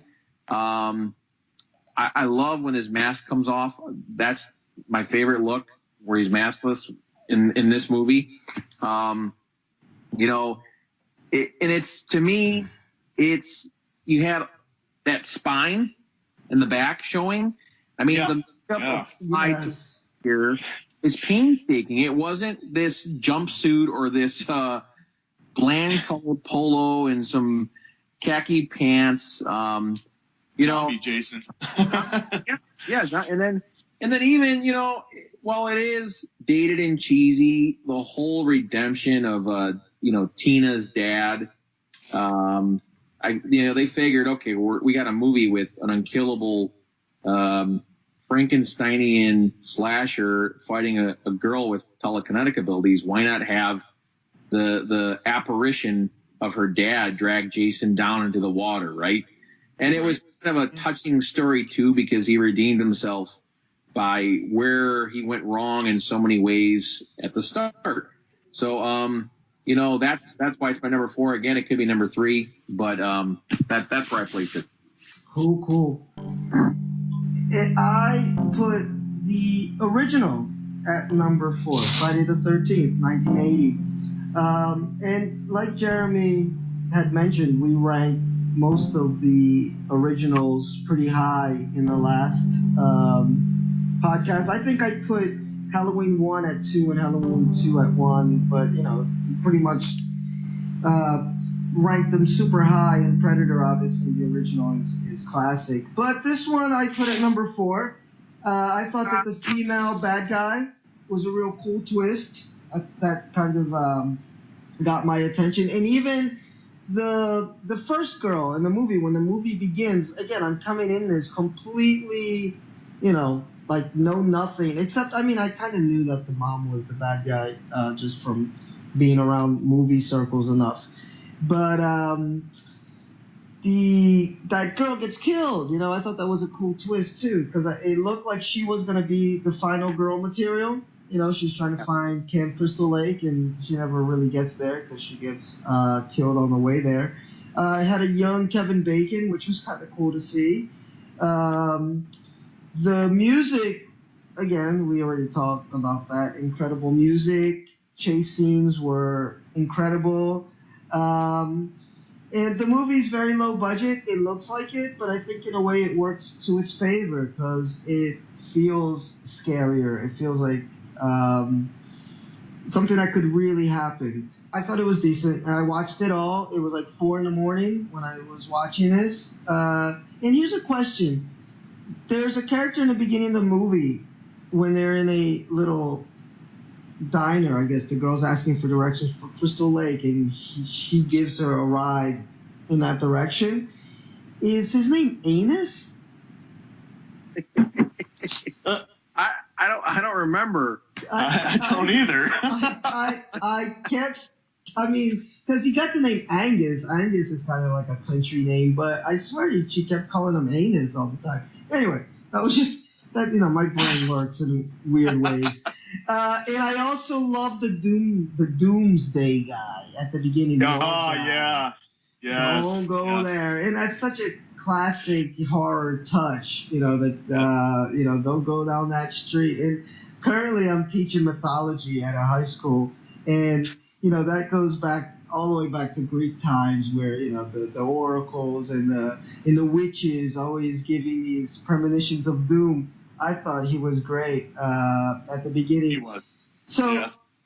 It took a couple movies for Friday the 13th to move down the list for me, but it ended up at 4, which is not a bad place to be. It was a really, really great movie to watch. Yeah.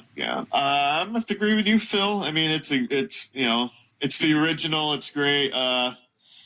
You know, the Carrie version. You know, I still enjoyed it, but you know, it's obviously further down the list. You know, but part 1, I gotta go with you. Just you know, the Doom guy's great. I believe he even showed up in part 2. He did. Yes, he did. Yeah, I think he got killed in that one.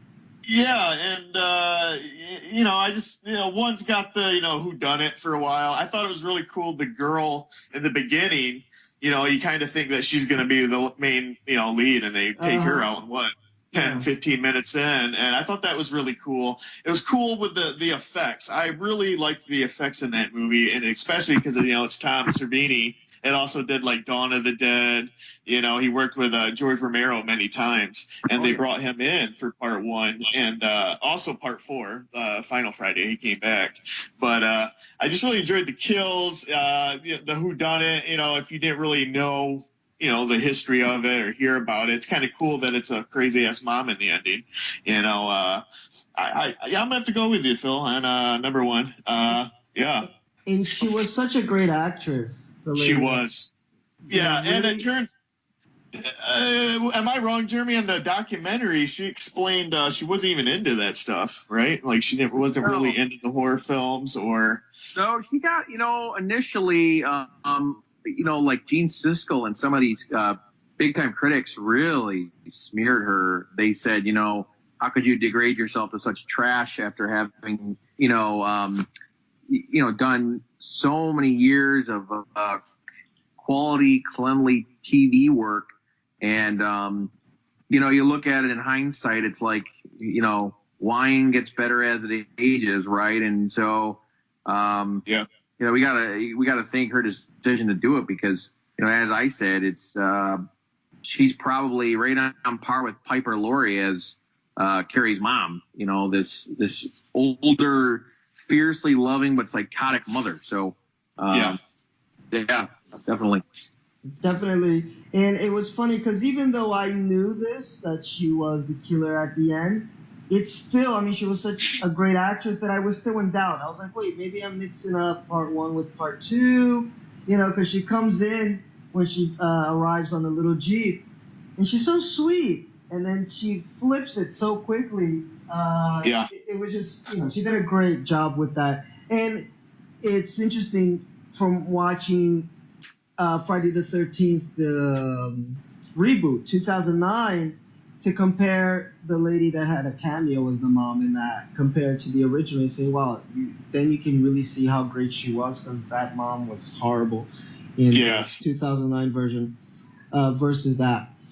So before we get to our top three, I'm going to do as I usually do and go down a few numbers here because this franchise made a lot of money, man. I'm on Box Office Mojo here. And adjusted for inflation, we got $844 million.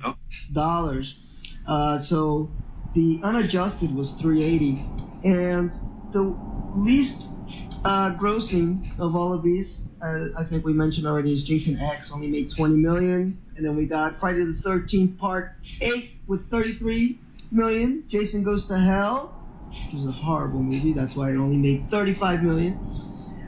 Friday the 13th Part 7, $42 million. And then we got Part 6 right behind with $47 million.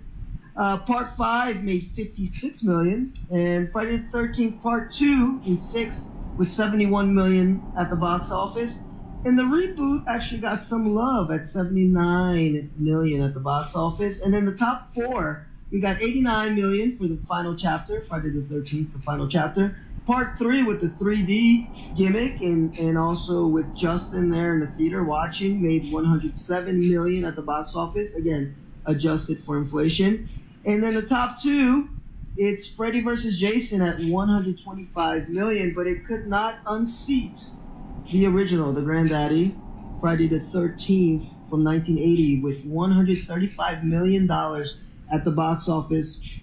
Again, adjusted to inflation. So this series has definitely been a moneymaker. And they were pumping those first couple of, 4 or 5. They were pumping them out year after year and making a whole lot of money with these teenage kids, going to see these movies. Yeah, absolutely. I always thought that was good to know there because I thought the Freddy vs. Jason outdid both franchises is what I was aware of. Obviously, that was wrong then. Was I wrong on that, Jeremy? Or domestically, Freddy vs. Jason was the highest grossing. Now, adjusted inflation, I think. Yes, if you don't adjust for inflation, Freddy vs. Jason made $82 million. And Friday the 13th, the original is way down the list. It's wow. It's I can't even find it. Where is it? It's number 3 with $39 million, whereas the reboot made $65 million. But if you adjust it to inflation, it changes the order quite a bit.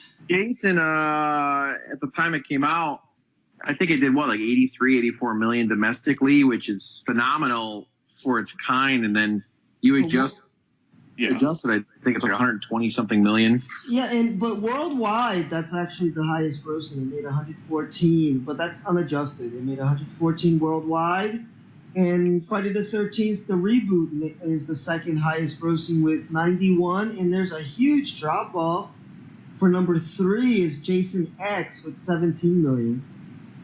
Which I can't blame anybody there. I can't. Yeah, I think I did go see that one in the theater, though, actually, Jason X. I do believe I did. I was there. Back then, it might have been a little token on some stuff, and, from here or there. But, I mean, when did that come out? When was that? 03? 2002, it says here. 2003. Okay. No. Okay, yeah. So, it is what it is, I guess. But for my number 4, though, I was just going to throw. Did we do 4? You did 4, right? Yeah, we just finished 4, but you can add your 4. Yes, sorry. Yeah, I was just going to add for my number 4, it was the Jason versus Freddy. I had a great time with it. I know a lot of people don't like it. Like a lot of people now, they have a lot to say about it, saying how, it should have been this, it should have done that. And I think it did very well keeping both, the icons, like their stories in there. And the final showdown was a lot of fun. So, I just put that one down on 4. I'm pretty sure you guys haven't even said that one yet. So, be interesting. Yeah, that's actually good timing. We're on 3, right? Yep. So 3, I'm just going to kind of extend off Justin, and I'm going to put Freddy versus Jason as my number 3. I got my reasons. Came out in 2003. What's significant is that, Alien versus Predator came out in 2004. And then when you look at it, Freddy versus Jason really allowed the crossover movie to happen, because you had Alien vs. Predator come out after, and then you look later on down the line, you had Batman versus Superman, Dawn of Justice, back 2015, 16, and now we're looking at the big budget Godzilla versus King Kong. So in that regard, it really was a pioneer. But more importantly, I look at it similar, Phil, to our podcast with the the Predator movies. They did a great job. I mean, you're trying to take 2 iconic slashers who have been around for 3-something decades and who really are very much in high contrast. Freddy is this supernatural, demonic, being who can enter dreams and do all these crazy fictional things.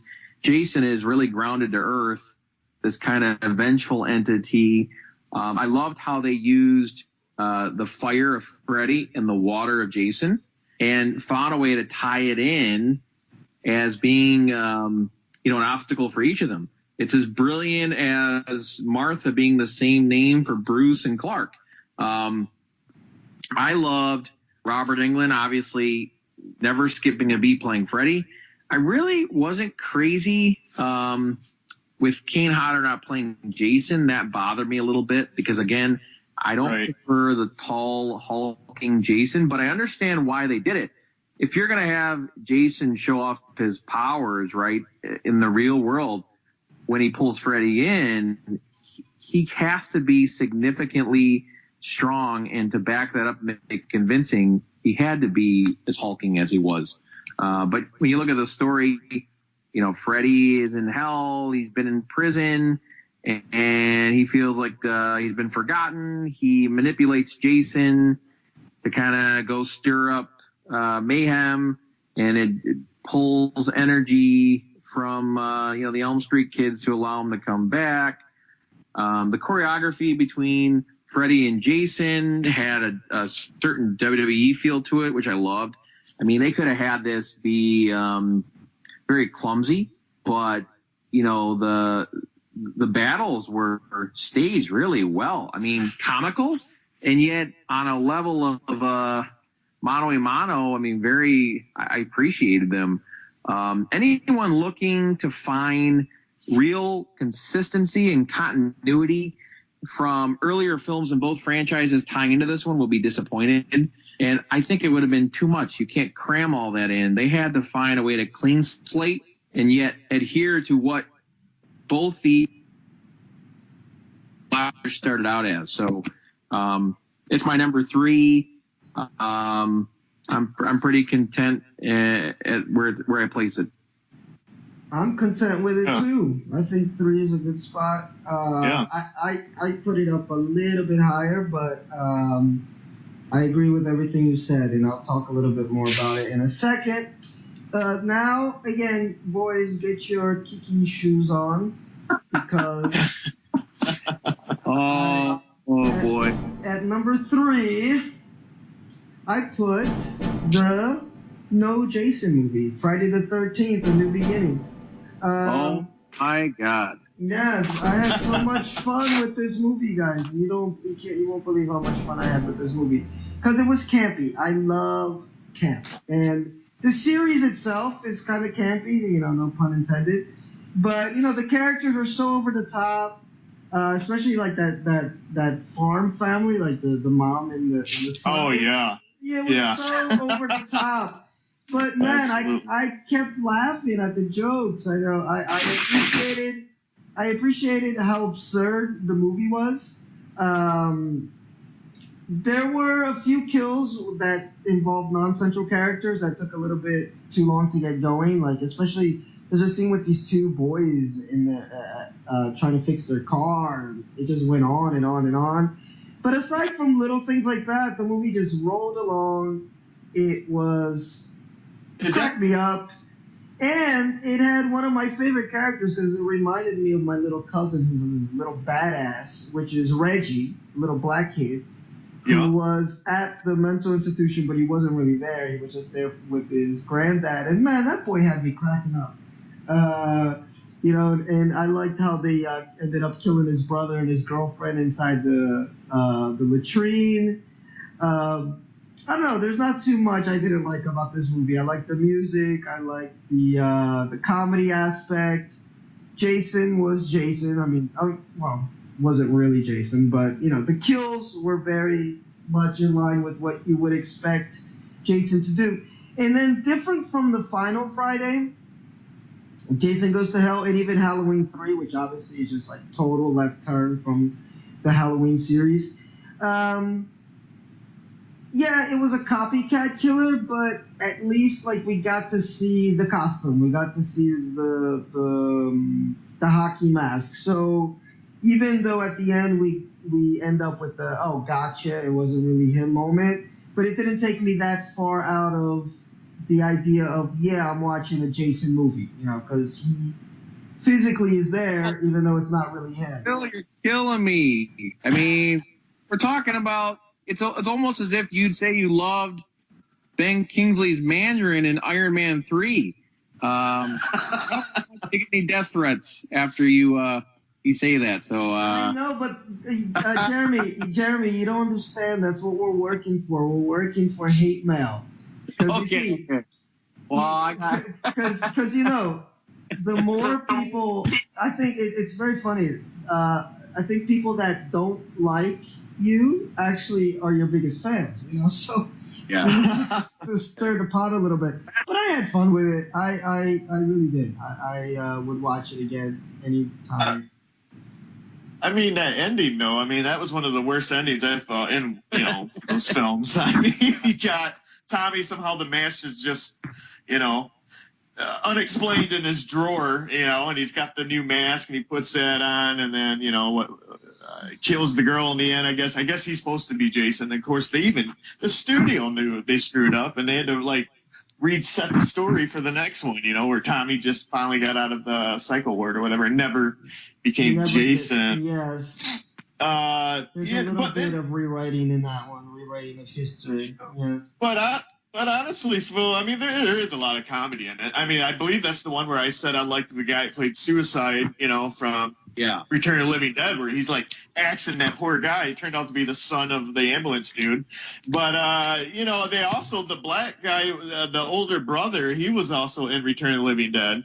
And I do like his little cameo where he's in the bathroom, taking a shit, and he's singing, ooh, baby, whatever. And then. That was funny, man. Yeah, there was good times in it. But for me, obviously, it's, further down, so I'm going to have to go with Jeremy again on the... Oh, man. Jason versus Freddy. I mean, we're both, so close on that one. So, but it was fun, Phil. I'm going to tell you, even my girlfriend, she really loves that one. She actually tops that one of her favorites. So, so it's not too far off. So I'll be sending the checks to her. I don't know how to not hurt your feelings. I have nothing I can do to erase those tears coming from your eyes for having your feelings hurt. I just there's nothing redeeming about this one. It's I don't have anything to say. Nothing. This was your number 12, right? This was actually, yes. This was number 11. Number 12 was the remake of 2009, which you ranked. Okay. This is payback for when I ranked Halloween 6 as my least favorite, and I could see the tears falling from your eyes when I put that down there. Oh. What? Yeah, so it's a little bit of payback. But okay, I think we're going to go back to sort of normalcy with my number 2 and 1 pick. We'll see. We shall see. Oh, so that was number 3 then, right? Correct? Yes. So, I actually chose, and I'm going to get kicked for this one, is Jason Goes to Hell. I mean, I actually enjoyed the plot, and now that Phil's even told me this whole the Evil Dead connections, that even makes me like it even more. And I did dig the whole heart scene, because in the unrated cut, the poor guy is sitting there just munching on this heart. And I mean, this shit's just black, just spewing in his mouth. They added an extra minute to the damn thing, so it was kind of cool. And I dug Jason, I believe he killed those people in the tent. He ends up hacking this poor girl in half, from her neck all the way down, she just rips apart, and it was just really awesome. I really dug the graphics. It was gory, in the earlier films. So I like the different take on it. Yeah, we didn't get Jason through the whole movie, but every now and then it's cool for a change. And I thought it was way better than the Manhattan when they tried that, or even New Beginning. Where you got a new is that New Beginning, right? The not Jason, but supposed to be Tommy or the ambulance guy. So, yeah, I just go with Goes to Hell. I also like the little wink with Kane Hodder's got Jason or Freddy's shirt on and glove. That was actually Kane Hodder going up there and grabbing Jason's mask and pulling it down. Yeah, that was cool at the end. I forgot about that little coda at the end. Yep. So that's what really got all the fans waiting, for this versus. And I don't know. I dug it. Like I said, when I was younger, I didn't. I just watched it recently, and I've never watched the unrated cut. And I actually bought it where it had the R and the unrated, and I found out they did cut out a lot just to even make that R. So I enjoyed it. So. Cool. Now that you mentioned that, because they were still in that limbo of trying to get the rights to make that Freddy versus Jason, and that was a cool touch at the end. I completely forgot about that at the very, very end. Although I'm thinking about watching this unrated cut. Maybe I'll like it a little bit more. Definitely try it. Yeah, definitely try it. Up a little bit. It changes it up enough to make it. It's not a totally different movie, but has enough new touches to maybe change your perspective. Yeah, because guys, I didn't hate that movie as much as I did, Halloween 6. I just love rubbing that in. Because it just seemed like it lost steam as it went along. I really liked the beginning in the morgue and all this weird stuff going on, and then when the guy gets possessed, and I said, oh, that's kind of interesting, kind of new. But then, I think after the second or third jump into another body, I was just kind of lost. Wait, who's Jason now? And, this guy isn't as good of an actor. The other guy that was supposed to be Jason. And Phil, who's Jason? Oh, it's the guy killing people and being able to shoot bullets. What do you mean? He's not a... Yeah. He was always the one trying to, rip the girl apart. Or bad. Hey. Chicken diner by day. Yeah. Also, though, this plot isn't as original as it's trying to be. Because if you've seen, have you guys watched that movie Shocker with Wes Craven? Yeah. Where Shocker jumps from different bodies throughout the movie. Yeah, so I just actually put that together the other day. I'm like, oh wow, they were trying to be original here, and they really weren't. They were actually copying. I think they just ran out of ideas for that one. Yeah, I guess. It's just really hard to number all of these. I like them all, but on to the next. On to the next. Let's do it. The top two.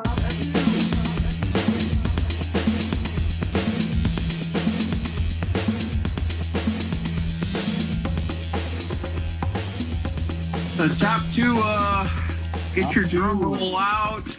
For me, I go with Friday the 13th Part 6, Jason Lives. It's number 2 for me for a lot of reasons. Tommy Jarvis became to Jason what Nancy was to Freddy in Part 4. My favorite, protagonist. Part 5, A New Beginning, was so bad that, it could have buried this franchise to a point where it never came back. And, Tom McLaughlin directed and, brilliantly with the filmmakers brought Tommy Jarvis back. The guy who played him, Tom Matthews, I thought he did great. He was likable, but you can see how powerful Jason is in this movie. They put the Frankenstein touch. He gets resurrected by lightning. Tommy stabbing him with this pole. When you look at, this film is kind of like to Jason what Halloween 4 was to Michael Myers. Look at Michael Myers after a decade hiatus, right? He escapes from the hospital/asylum and then kind of back in full force. Jason had that type of happening back in Part 4. Here he is, Part 6, and, coming back with the lightning, we finally got zombie Jason. He was a superhuman, supernatural force. He was stronger. This is kind of what I call Hunter Jason. So in terms of how you like your Jason, this was probably my favorite version. I even liked Tommy's love interest, which I think what was her name? Do you remember her name, Justin? Was it Megan? Yeah, Megan. Yeah. Yeah, Megan. I liked her. She was classy but feisty. Kind of recalled a more classical golden age damsel in distress. So for me, this was so important to these movies. It rebounded the franchise, restored Jason in all his unkillable glory, gave us a resurgent Tommy Jarvis, and even the credits, the James Bond parody in the opening credit. That was funny. Forgot about that. Yeah. I love that. And then to me, poetically, Tommy lures him into the water. That's kind of how he died. He dies how he started. If you were to end this franchise of this movie, I mean, how fitting, right? So those are my reasons without dragging too long. It's my number 2. Cool. Something else I liked about this movie was the Alice Cooper song, which I thought was cool. He's back. I believe didn't he not have 3 songs in that movie? No, he had a bunch of songs. He had a bunch of songs. Yeah. But the Man Behind the Mask is really cool. And this movie was also the driving force. This in Part 7 were the driving force on why Friday the 13th got a TV series. This was when, on a fan level, I think fans were most pleased. It's probably even critically the most favorite of all of them. So it has importance on a number of levels. Although I will defend my Part 5. Insane. See, I like to rub some salt on wounds here. Your movie that you love so much is Part 6, only made 47 at the box office, 19 unadjusted. And Part 5 made 56 million at the box office, and 21 million back when it was unadjusted. So more people went to see Part 5 than Part 6. Well, I suppose Ben Affleck's Surviving Christmas made a lot more money than a lot of movies, but do we hold him in high regard? Well, I gotta defend my movies somehow, some way. I'm scratching here. Here we go. Is it my turn to say number 2? Yeah. I believe it is. And guys, I put Freddy vs. Jason at number 2. So just a little bit above you guys, but not by much. And pretty much for the same reasons you guys said. I mean, this was such a tough thing to do, especially now that I actually watched all of the Jason movies. Because I watched Freddy vs. Jason when I was rewatching all of the Nightmare on Elm Street. So then I looked at it from the Freddy perspective, how they were able to get his character into this movie and make him work. But not having that much background on Jason in his movies, Jason kind of felt like a generic character the first time I watched it or during that rewatch. But after watching all of the Friday the 13th and then getting to Jason in this movie, it just made it even more impactful. His character I thought was really cool. Agree with Jeremy, changing the actor kind of sucked because I really liked that the Hodder, Not Hodder. But it worked aesthetically. They just needed this big hulking Jason to beat up on Freddy in this movie. There were a few parts that I like Freddy kind of telling the plot points all the time was kind of stupid. Like, now I'm not strong enough, I just need a little bit more, or he's like explaining the movie. It's not that difficult. It's not like we're watching what's that movie with what's his name, Nolan, the Dream movie, Inception. Oh, Inception. Yeah, we're not watching Inception here. It's not like that hard to follow the plot, but there's at least 3 or 4 times in the movie where Freddy has to explain the plot and explain that he needs his power. But he was great in that, of course. And not much I can say that was kind of bad about this movie. It's definitely campy. You definitely just have to accept things like how the hell did Jason get from Crystal Lake to Elm Street without anybody noticing him. I don't believe he's ever driven a car, unlike Mike Myers. And they set up the grudge match, and it was a hell of a grudge match. Cool kills. I love one of my favorite kills of all of these movies, any franchise, is when the kid gets killed in the bed, and then he closes the bed in on itself, like makes a sandwich with the kid. Again, throw physics aside, throw everything aside.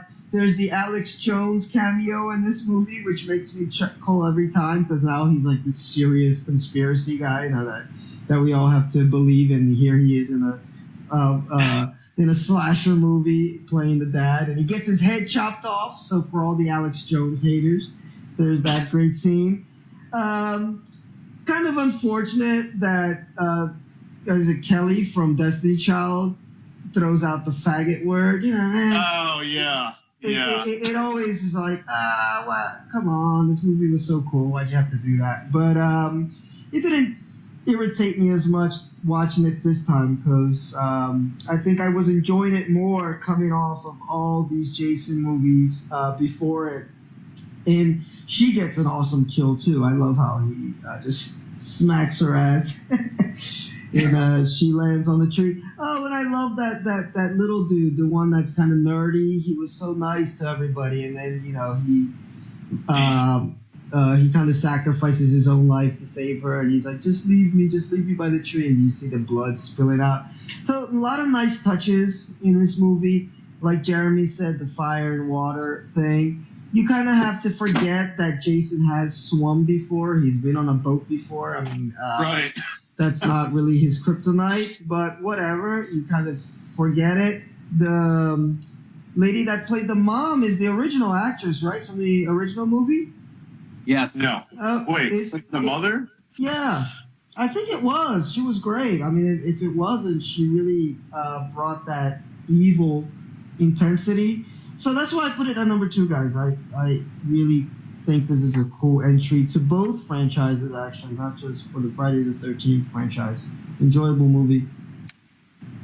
Yeah. A lot of marijuana. Which is better than Coke, I guess, because the other movies had a lot of Coke. Yeah, I agree with you, Phil. It's a great movie, so you can't really dog it in any way. I'm glad that all of us see it as a positive more than a negative. You know, I've talked to many people where they just don't like it, and I dug it for all the same reasons you guys did. So pretty much 2 points to both of you, because honestly, what one did you say, Jeremy, again, was number 2 for you? 6? Number 6 for me was number 2. Okay. Yeah, Phil. I mean, I got to go with you closer on that one because it takes you closer to the list of what I picked.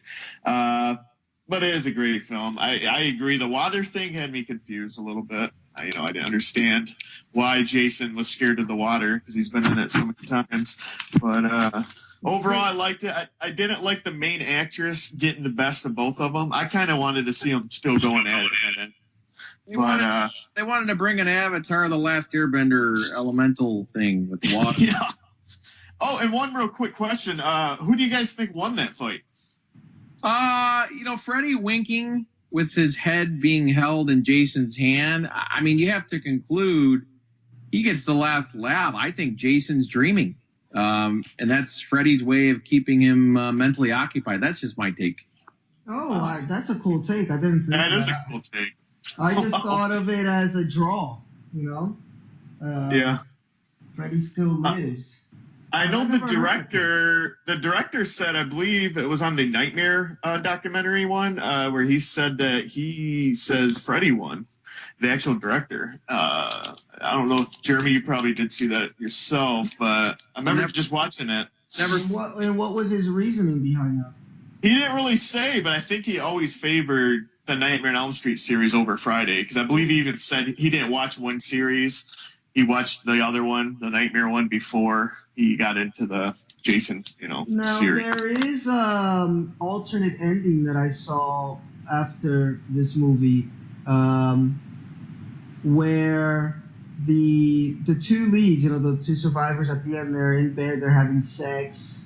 Yes. And then the boyfriend starts talking in the Jason voice. So, but then he becomes Freddy. Yeah, but he didn't become Freddy. So they took it out because they said the test audiences kind of got confused by that ending, and then so they shot that other ending, which has a different actor playing Jason in that, just for that little cameo at the end, that little spot at the end. So maybe you're right. Yeah, he maybe wanted it to make it seem like Freddy had won, but Jeremy, that was. I like Jeremy's. I like Jeremy's take. Yeah, because I think the plot was initiated that Jason mentally manipulated. I mean, Freddy mentally manipulated Jason to go into town, kind of stir up the fear to kind of resurrect him as a way of getting to these teens. And I think that was always his goal. He could get inside Jason's head to make him do things that he did in the beginning of the movie. So at the end, what better way to keep Jason occupied, whether he's knocked out or sleeping, whatever that is, than to have Jason just walk with Freddy's head in his hand. And of course, there's a reason for that wink. So that's just my theory, but I've stuck with that theory for years. So that's a nice theory. Yeah, that is really cool. Meanwhile, Freddy can keep on killing, doing his thing. Absolutely. All right, then we've reached. Oh, did you give us your number 2, Justin? I'm sorry. Oh, no. My number 2 was actually was that part 4 of the Final Friday, and my reasons were The gore came back, really cool prosthetics. You know, I'm really into that with the older horror films. Even these films to this day, if they do prosthetics, it really wins me over. But it was Tom Savini came back to do the special effects. And, you know, you can really tell from like part 1 to 4, you know, 3 and 2 had good kills as well. But, you know, it just really, when Savini comes back, he's kind of like the king of the prosthetics, you know, and I enjoyed the comedy, you know, I mean, it was goofy, you know, but like, you know, Crispin Glover, you know, I think he really, you know, he's so weird. It's fun to watch him in anything he does, you know. His break dance, I mean, that was his break dance, you know, trying to get with a girl. The corkscrew line before he gets killed, I thought that was hilarious. How he just, you know, how he says it, everything, you know, it's just Crispin Glover all the way. And then he gets the corkscrew, you know. Anyway, the good gore. You got the dumb main girl, but, you know, whatever. That one guy, it's got the teddy bear, and his name's Teddy. You know, he keeps telling every girl, you know, do you want to give Teddy a kiss or whatever? Lame as hell, but, you know. Which is the one that has the... Oh, and I might be saying something really stupid right now. Which one had the guy that was kind of the military kid that couldn't get laid? Oh... Is that one? Well, I know the Teddy guy couldn't. I think that was from Child's Play 2, Phil. No. There's no. It's one of the kids that's at the party, and he's kind of like a weirdo, kind of lefty. You know, they're kind of playing with that angle, like he's into politics and stuff, and he can't get laid at all. It might have been this one, man. Well, the only ones I know it couldn't really get laid was Crispin Glover, which he did. And then the other guy was like on the computer saying you're lame in bed or whatever, and that's why Crispin Glover asked the girl in bed like, yes. You know, how good was I? I'm like, oh my god, you know. But I don't know. I didn't really see any of them as the army guy. But there was the one guy, well, no, he wasn't the one who got laid. The guy who was looking for his sister that I mentioned earlier, where he did the he's killing me before Jason even hit him, you know, screaming and just giving up. I thought that was great. I don't know if they purposely did that or if that was just a mistake, which it probably was. Probably was. But you know, the body count was good for 14 kills. I think he used like 8 different weapons through this. You know, I believe it was a harpoon. I can't really remember, a knife, scalpel. I think he had an axe. Even his bare hands, I think, in this one. I just liked it for the comedy and the special effects, man. It really won me over. The whole ending, I did like Feldman shaving his head. I mean, like, yeah, that was a little strange. But then he's hacking him up. I mean, they really could have ended it right there, you know. I mean, hell, he chopped them to pieces pretty much. And I did like where they had the little wink where, you know, down the line here, this kid could become a killer. You know, messed up his head. So, anyways, that's mine. Part 4, the final Friday. It was number 2. Cool. And Jeremy, go to number 1. Are you ready? I'm ready. Anybody who's been listening kind of has it figured out. I'm gonna just extend off Justin. Final chapter, Friday the 13th, part 4 is what I consider the best of all these. You know, it's got that Halloween 2 feel, you know, Jason in the morgue, but obviously it doesn't take place in a hospital the whole movie. But I like it more than all of them for a number of reasons. Justin touched on Tom Savini made a return, you know, as he did the makeup and prosthetics in the first movie. You can really tell a difference when Tom Savini does makeup and when anybody else does it. It's got a certain organic look to it. I mean, I think Jason crushes some guy's head through a shower tile in this movie. I mean, it's crazy. I think it's the most methodical of all the Friday movies.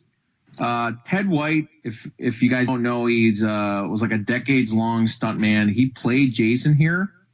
I don't like him as much as Kane Hodder, but I think he got the best reaction from the actors he was going after in the movie.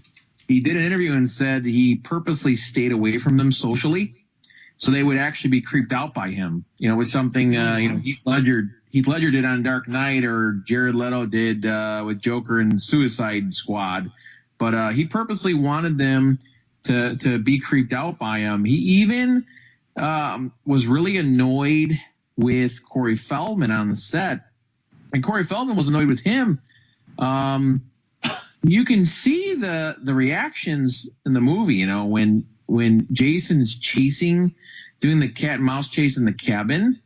I mean, you can really see the reactions are authentic. Corey Feldman, you know, had 101 temperature in the final scene when he's hacking Jason. And when you think about how crazy he looks, I mean, the kid was sick. He had 101 temperature.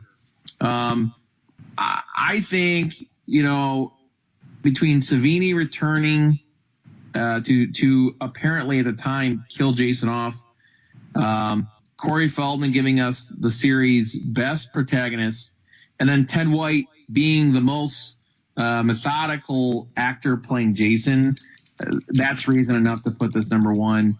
You know, we also look at so many of these movies took place, you know, at Camp Crystal Lake and by the water and by the countryside. This one has a lot of inside the cabin type terror. And we don't think about it, but it really paved the way for stuff like The Strangers and these other movies where, you know, you're in the countryside in a cabin cottage and a stalking menace is coming in to attack you. I mean, look at the recent Devil's Candy. So, you know, absolutely. You know, not to drag it on, but that's why it's my number one. And it's been my number one for a long, long time. I think when I was a little kid, I didn't really see the true quality in a lot of these movies. But going back the last 15, 20 years, this has been number one for me for a long time. Nice. Yeah. Can't argue with that. Yeah. All right. Well, you will argue with my number one then. Oh, I'm cringing. Because my number one is Friday the 13th Part 2. Oh, Phil. I put that at my number one movie. Why? Because I thought this movie was freaking intense, okay, and way more brutal than Friday the 13th 1. Obviously, you know, the series goes on and on and on and on and on, and it can, you know, there's a lot of other brutal kills, but I like this. It still felt like an independent movie. It scared me more because, again, it felt more realistic, you know, super quotes on that, realistic, of just this wild madman out in the forest. For those that don't know, my favorite slasher movie of all time, and even probably movie in all, is Texas Chainsaw Massacre. And I remember the very first time I saw it, when I was little, I actually didn't know that it was a movie. Like, I was just confused. You know, I was so young, I thought it was a documentary or something. Because I think during Halloween, they were showing the documentary about making the movie and what it was really based on. And then they showed the movie, and it just freaked me out altogether. So I get a little bit more freaked out when I can sense a bit of realism in the slasher genre, and Part 2 for me had that. Even though it didn't have the hockey mask yet, it did have Jason, obviously, after having been turned into a hunk of man since Part 1. But it also legitimately scared me at points where I jumped. You know, there's a lot of good jump scares in it, and I liked how within the movie Jason already became a myth. You know, when they're sitting around the campfire and the guy's talking about the mother who killed the campers, and he's trying to scare everybody that's sitting around the and talking about that. And I also thought the acting was a little bit better in this movie than the first one, aside from Kevin Bacon, of course. I love the wheelchair death, one of my favorites of all the deaths in all the Jason movies, when he knocks the kid. I mean, I think he impales him, and then the kid falls down rolls down. He doesn't fall down. He rolls down the stairs. Jason going through the window, you know, iconic Jason move. He had the bag over his head at the time, which for me was freaky. And then the end where they go, he's got the visions of his mom and his little house in the woods, his little cabin in the woods was super scary. I remember when I was a kid, I stayed up for a couple months with my sister, and she lived in this huge, like 30-acre, I don't know how many acre farm, and there was an old abandoned house there, and I remember going in there just to kind of scare myself shitless. So growing up in New Jersey, you get a lot of forest, and you get a lot of these abandoned cabins. So this movie just brought back terrible memories of my youth, but in the best way possible. It touched me on a very emotional level. See, I'm getting emotional over a slasher movie. But yeah, that's the reason, guys. I just thought it worked on that level of raw, felt very independent, very close to that rawness that you get with Texas Chainsaw Massacre. Not quite at that level, but very close. And Jason just scared the shit out of me. I mean, he ran after these people. He was really vicious and really vengeful, and it came off the back of the first movie. So you really get to understand why he is that pissed off. He's not just this this magical being that just goes after young kids, movie after movie. Like, he has a real purpose for why am I this angry, and that's it. That's why it's number one. And now you can fight me if you want. I'm not changing that. Not gonna really fight you on it though. When you get down to like the top 5, 4, they all kind of just jumble together for me, anyways. Like for me, mine's the original. I really like the original. Like, you didn't know who done it, throughout the film. I said that earlier. And part 2 does go very well, right after the first one. I mean, yeah, he does grow, he's a full man in the second one just by how many days was it? A year later or something? Yeah, what happened is Scotty from Star Trek beamed him up somewhere. Scotty, beam me up. He just found a way to age him, Man, but that's one thing I did notice about these movies is that the timeline is just bizarre. Like, you can't really follow it. It seems... Yeah. It seems 20 years ago this happened, but wait, 20 years ago was like one movie ago where you had the same exact technology, the same exact cars, the same exact clothing and everything. So I don't know. The timeline is kind of just whatever. It's up in the air. Yeah. I don't, and I had this, I think, number 7 on my list, but you know what? I don't hate it. I mean, on a different day, it could be 4 or 5 even. It's the only movie where Jason has the baghead look. And I did say it earlier, as you said, I think he's really menacing.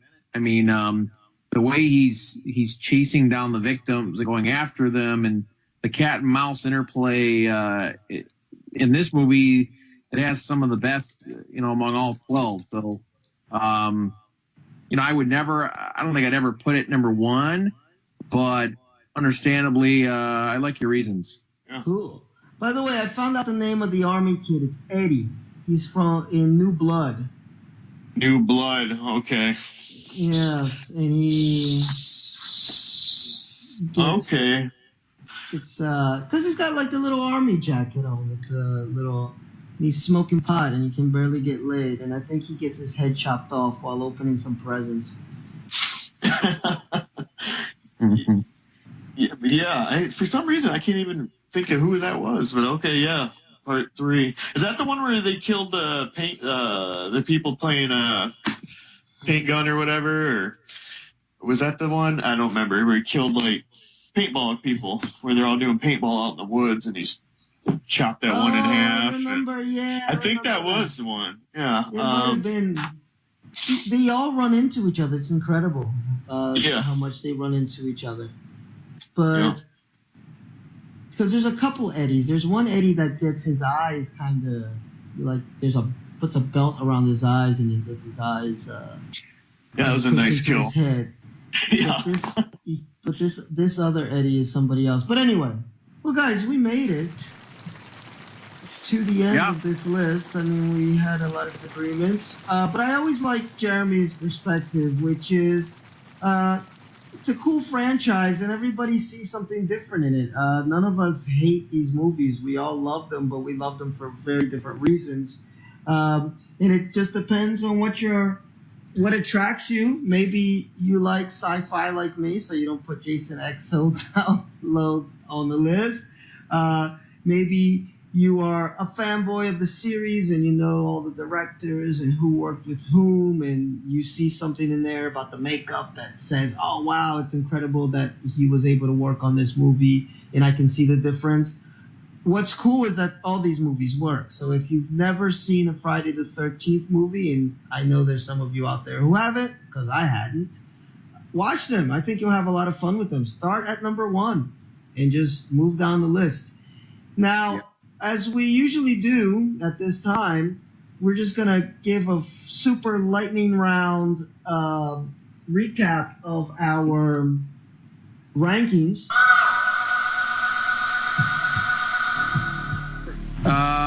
Number 12, remake, formulaic, generic, like Jared Padalecki, didn't like the guy who played Jason, too tall, didn't have anything new to say.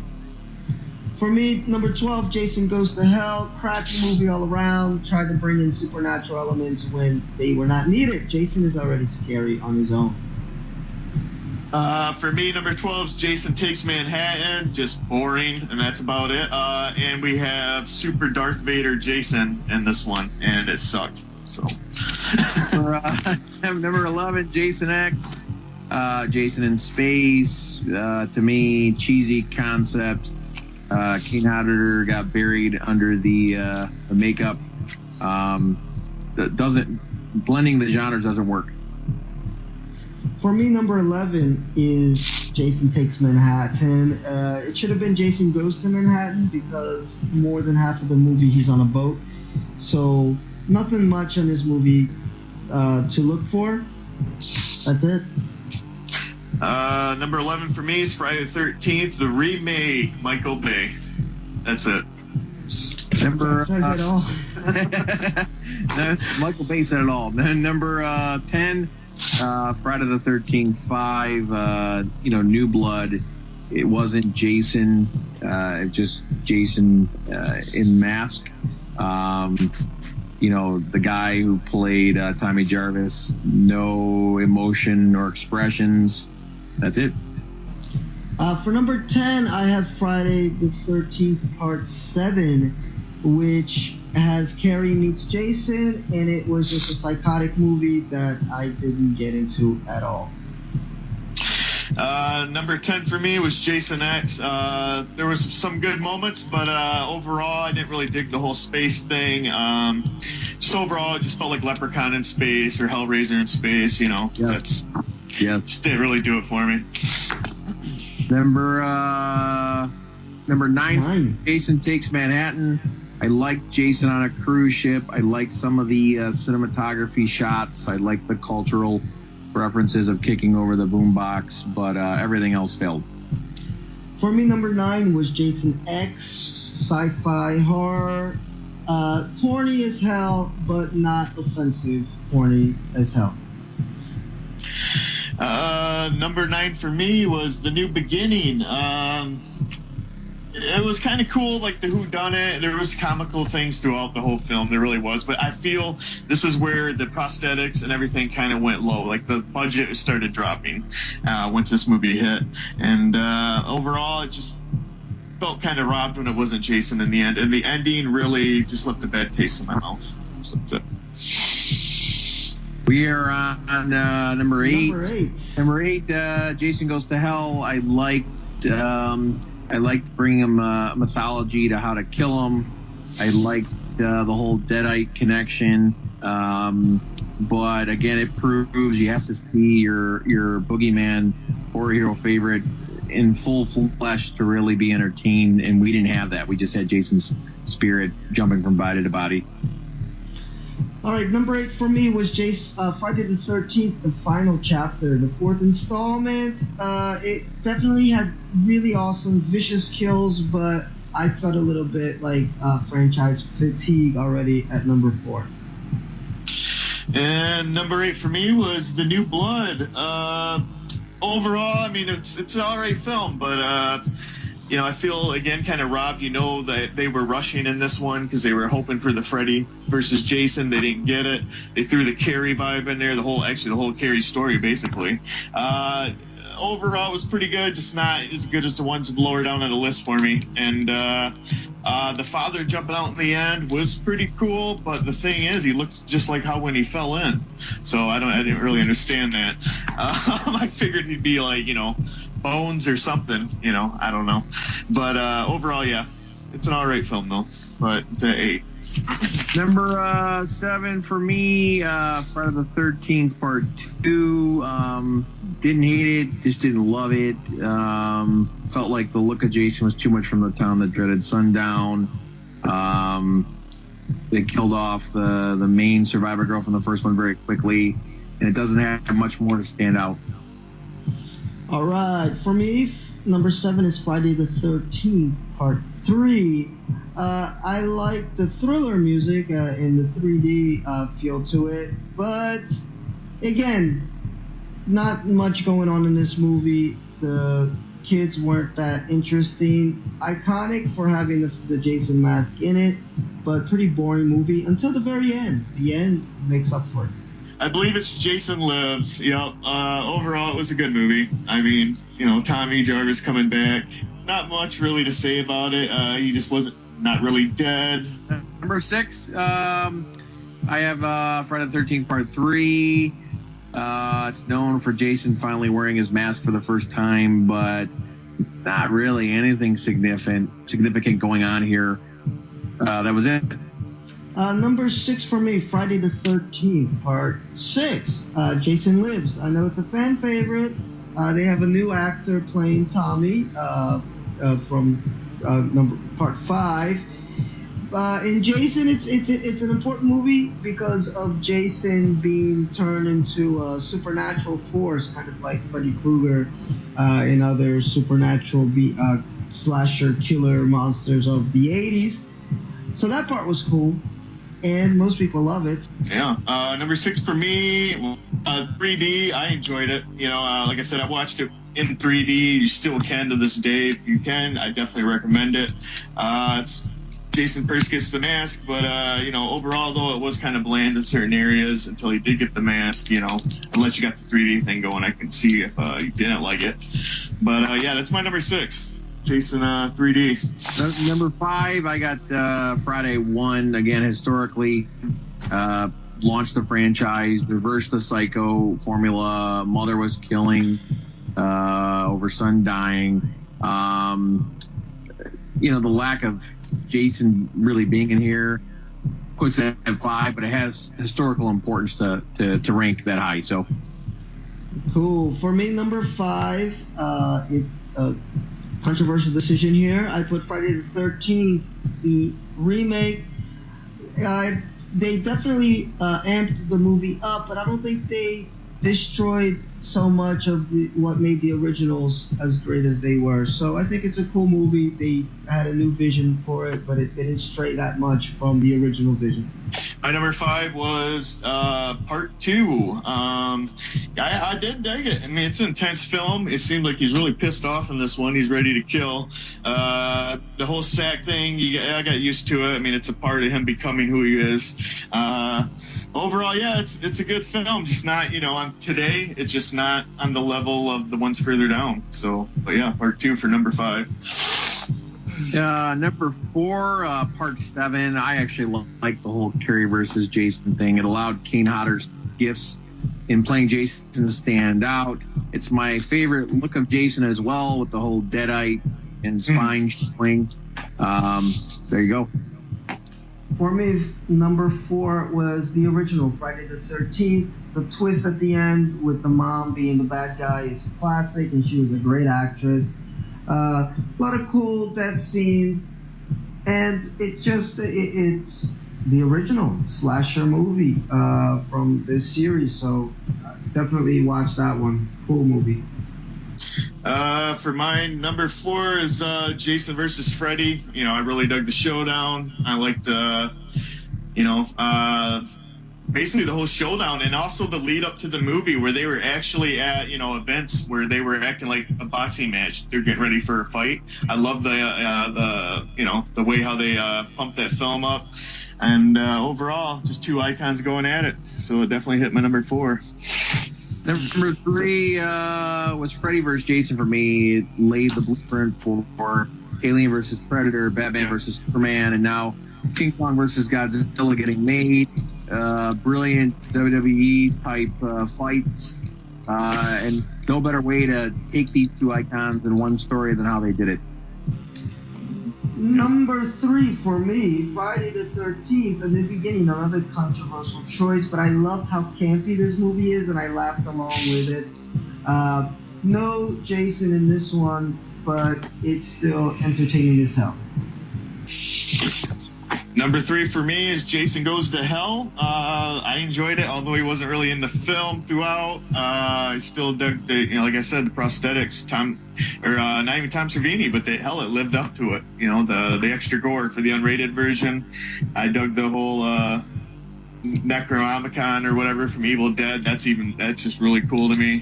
Overall, yeah, Jason Goes to Hell, different, but got 2 thumbs up for me. Number 3. Number 2, you know, Friday 6, Jason Lives. I think it saved the franchise. Restored Tommy Jarvis to glory in the way Corey Feldman played him in Part 4. Gave us Zombie Jason, a real supernatural force, and did a lot of breaking the fourth wall stuff. So number 6 is my number 2. My number 2, Freddy vs. Jason. Again, more camp, but enjoyable camp. And I love the grudge match. I love the build up to them getting pissed off enough at each other to want to beat each other up. Great kills. And the death scene on the bed is awesome. Yeah, very awesome. For my number 2 is Final Friday. You know, like I said, graphics. Final chapter. Final chapter. I'm sorry, I keep saying that. Thanks for finally correcting me. Final chapter. Crispin Glover. I like that. The comedy, you know, it was just there for me, and the special effects, everything was just awesome. So I definitely rank it as my number 2. Maybe tomorrow number 1, but today it's number 2. My number 1, Friday 4, the final chapter. Tom Savini came back. Corey Feldman launched the series' best protagonist, Tommy Jarvis, and Ted White was the most methodical Jason. For me, number 1, Friday the 13th, Part 2, very raw, almost looks still independent in a way. Jason is vicious. He's very human at the same time, which for me made him even scarier because I could imagine him as a real thing. And the kills were awesome. Brutal, vicious, and bloody. And my number 1's the original. I really dig the, you know, it's an independent film. And then you got, you know, Tom Savini with other great people working on it. It's what launched it, you know, and I like how they killed off the main girl right from the beginning, that you thought was going to be the main girl. Ending, it turns out to be Jason's mom, not some brutal man. So it finally got the woman, you know, being the killer. And that spawned a franchise. So that is my number 1 tonight. All right, guys. Let me piggyback off of something that you said there, Justin. What other famous females are the bad guys in the horror franchise? Any other famous characters? Well, there's that one. I don't even know if I really should say it though, because it would spoil the damn movie. But yeah, I don't know. Yeah, I know what you're doing. It's from this year? No, it's not from this year. This is a little older one. You know, I'm just gonna say it. What the hell, whatever. High Tension. You know, that's a good movie there. If you haven't checked it out, you should definitely check it out. I mean, it's a raw, violent, you know, at times pretty sick film, and it's a good twist to it. And I basically just ruined it. But, if you haven't seen it, definitely watch it anyways. It's still great. I can't think of any other women at the moment. I know Happy Death Day or whatever. That was a good one. But go ahead, Jeremy, if you can pull some out.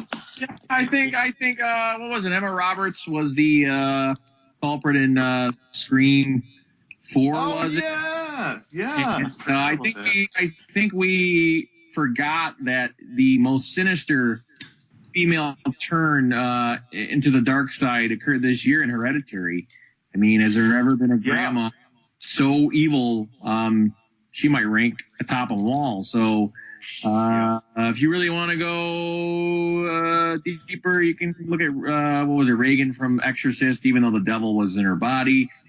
But historically, Pamela Voorhees had nothing supernatural to her or any influence that wasn't unreasonable. She was really just avenging her son's death, and the time that happened, moviegoers really hadn't seen that type of thing. So pointing out the whodunit was one thing, but finding out it was Mama Voorhees, that kind of put itself on the map for future things to come. Yes.